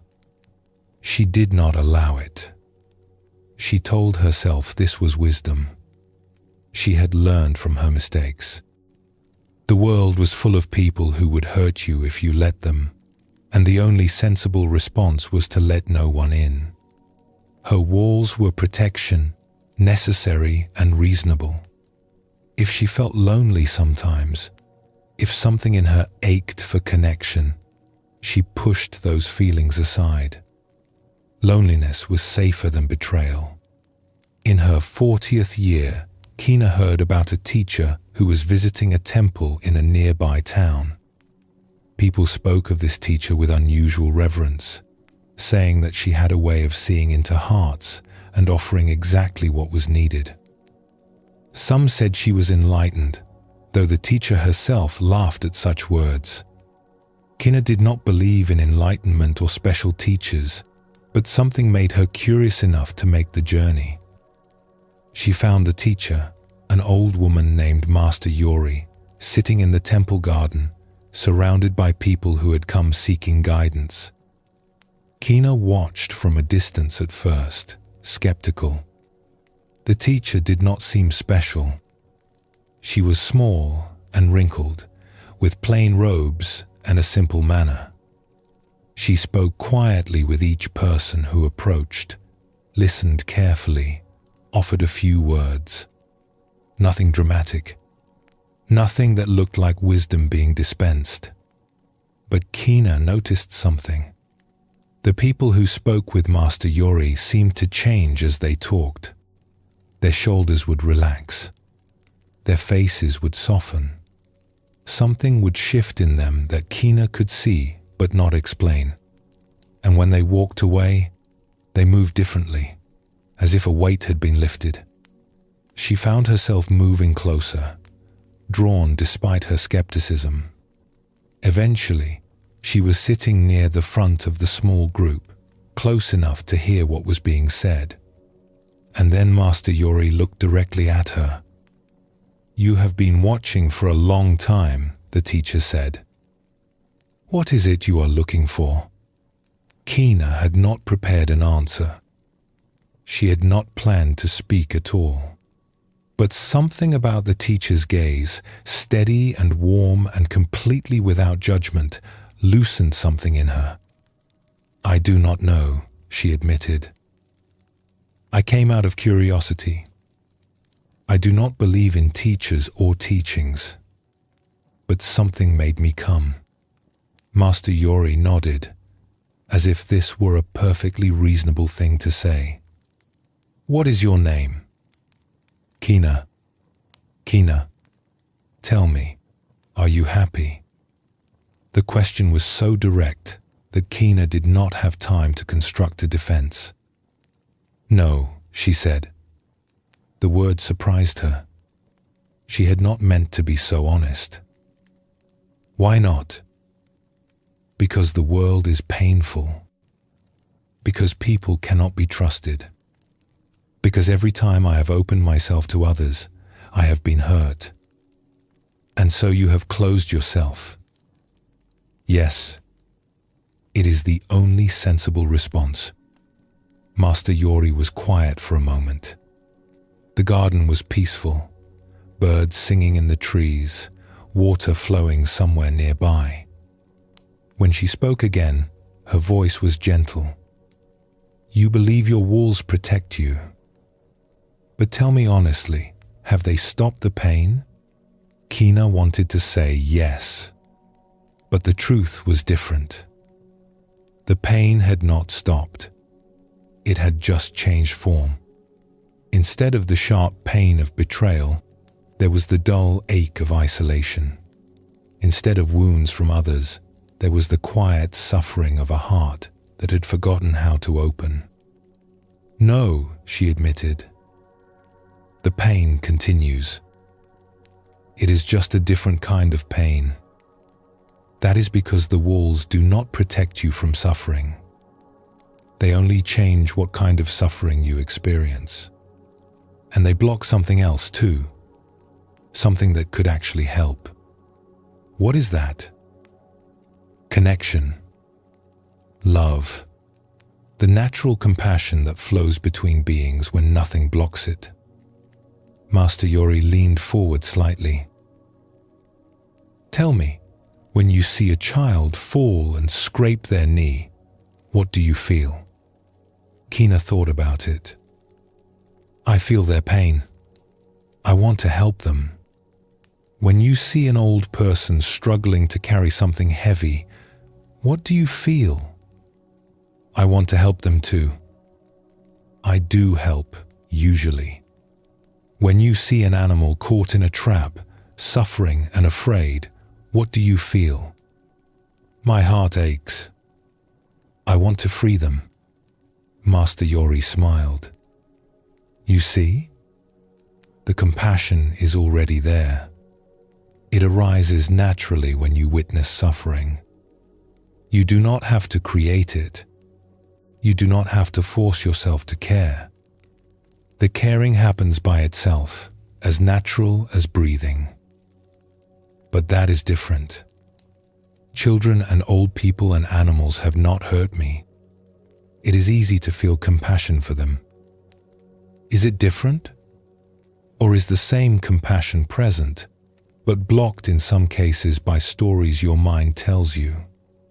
The child has not hurt you, so the walls are not raised. The animal has not betrayed you, so the heart stays open. But the person who reminds you of someone who caused you pain, the walls go up immediately, and the natural compassion cannot flow." Kina sat with this. She thought of the times she had closed herself off from people, sometimes before they had done anything wrong, simply because something about them triggered her old wounds. She had called this wisdom, but perhaps it was just fear dressed up in reasonable clothing. "The walls are not protecting you," Master Yori continued. "They are imprisoning you. They keep out the possibility of being hurt, yes, but they also keep out the possibility of being loved, of loving, of feeling the natural warmth that flows between beings when nothing blocks it. You have traded one kind of suffering for another and called it safety. But if I take down the walls, I will be hurt again. People will take advantage. They will betray me. Perhaps some people are careless with others' hearts, but not all people. And even the hurt of betrayal, sharp as it is, may be easier to bear than the slow death of a heart that has forgotten how to open." Master Yori paused. "Let me ask you something else. When you are alone at night and the walls are all in place and no one can get in, how do you feel?" Kina did not want to answer, but the teacher's eyes were patient, waiting. "Lonely," she whispered. "So lonely." "Yes, because you are a human being, and human beings need connection the way plants need water. You can survive for a while without it, but you cannot truly live. The walls that keep out pain also keep out life." They talked for a long time that afternoon. Master Yori did not tell Kina to tear down her walls immediately. She understood that they had been built over many years for what seemed like good reasons, and they would not come down in a day. But she offered Kina a different way of seeing. "Your natural state is openness," she said. "The walls are something you built. They are not who you are. Beneath them, the capacity for connection, for compassion, for love, all of that remains. It has been covered over, but it has not been destroyed. You can begin, slowly, to let some light in. Not all at once, just a crack, just enough to remember what warmth feels like. In the months that followed, Kina practiced this. It was not easy. Every instinct told her to keep the walls up, to protect herself, to trust no one. But she began to notice when the walls arose, to feel them going up in her body, the tightening in her chest, the hardening around her heart. And sometimes, not always, but sometimes, she would pause instead of letting the walls complete themselves. She would breathe. She would remind herself that this person in front of her was not the same as those who had hurt her in the past. Slowly, something began to change. She made a friend, a neighbor woman who had been reaching out for years and whom Kina had always kept at a distance. She allowed herself to enjoy the friendship, to share small pieces of herself, to receive the warmth that was offered. It was terrifying at first. Every moment of closeness triggered the old fear. But the neighbor was patient and kind, and gradually Kina's heart remembered what it felt like to be open. She did not become naive. She did not throw herself into every relationship without discernment. The wounds from her past had taught her something real about being careful. But careful was different from closed. She could pay attention to who was trustworthy without assuming everyone was a threat. She could protect herself without imprisoning herself. And as the walls came down, piece by piece, Kina discovered what Master Yori had told her. The compassion was already there. It had always been there. It flowed naturally now, not just toward children and animals and old people, but toward the difficult neighbor, the irritating relative, even strangers on the road. The warmth that had been locked inside her, frozen behind walls of fear, was thawing. And as it thawed, her loneliness began to ease. She returned to see Master Yori one more time, years later. The teacher was very old now, her body frail, but her eyes still held that same warm clarity. "I came to thank you," Kina said. "You showed me that my walls were not protecting me, that the compassion I thought I had to guard was actually the way back to life." Master Yori smiled. "I showed you nothing. I only reminded you of what you already knew. The openness was always there, waiting. You simply stopped covering it up. It seems so simple now. How did I not see it before? We build our walls so carefully that we forget they are there. We think they are part of us, part of reality. It takes someone from outside to point at them and say, 'Look, that is a wall you built. You can choose to take it down.'" Kina sat with the old teacher in silence for a while, feeling the peace that came from an open heart, the warmth that flowed between them without effort. She thought about all the years she had lived behind her walls, all the connections she had missed, all the love she had blocked. There was grief in those thoughts, but also gratitude. She had found her way back. That was what mattered now. This story shows us that compassion is not something we have to create from nothing. Kina's capacity for care had never disappeared. It had been buried beneath walls of fear, but it was always there, waiting. When she began to dismantle the walls, the compassion flowed naturally, as water flows when a dam is removed. Zen teaches us that our true nature is already complete. We do not need to add anything to ourselves or become someone different. We only need to remove the obstructions, the fears and defenses, and false beliefs that block what is already present. This is as true for compassion as for anything else. The heart knows how to care. We simply have to stop preventing it. Buddhism shows us that all beings share this same basic nature. The capacity for compassion is not special to a few saints or sages. It is the birthright of every creature that feels. When we recognize this, we can trust our own hearts more fully. The warmth we feel toward a suffering child is the same warmth that can extend to all beings. It is only our mental constructions that limit its reach. The Buddha taught that we are all connected, all part of one fabric of existence. The sense of being separate, isolated, alone, this is a kind of illusion created by the mind. When we see through the illusion, compassion arises naturally because we recognize that the other is not truly other. Their suffering is our suffering. Their joy is our joy. The walls between us are thinner than we thought. Take a slow breath now and let your body settle completely. The compassion that has always been with you remains, quiet and warm, asking nothing. Rest in its presence as you would rest in the presence of an old friend. We have traveled far together tonight, exploring the many faces of compassion. We have seen that true compassion begins with presence, with simply being with another person without needing to fix or change them.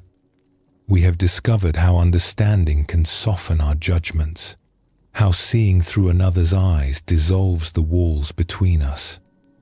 We have learned that compassion sometimes means letting go, offering our help with open hands rather than grasping fingers, trusting others to walk their own paths. We have found that even those who have hurt us are suffering too, and that releasing our resentment frees us more than it frees them. We have remembered to include ourselves in the circle of kindness, to offer ourselves the same gentleness we would give a dear friend. We have seen how the smallest acts of care can ripple outward in ways we may never know, touching lives we will never see. And finally, we have discovered that compassion is not something we must create. It is already here, our natural state, waiting beneath the walls we have built. When we stop blocking it, it flows as naturally as water, as warmly as sunlight. As you rest now, know that this compassion lives in you. It has always lived in you. You do not need to become someone different to access it. You need only to let your heart be what it already is. May you be gentle with yourself tonight. May you carry this gentleness into tomorrow, offering it freely to all you meet. And may you rest in the quiet, knowing that beneath all our struggles and defenses, we are all connected, all worthy of kindness, all home. Sleep well, and thank you for joining us here at Sleepy Monk.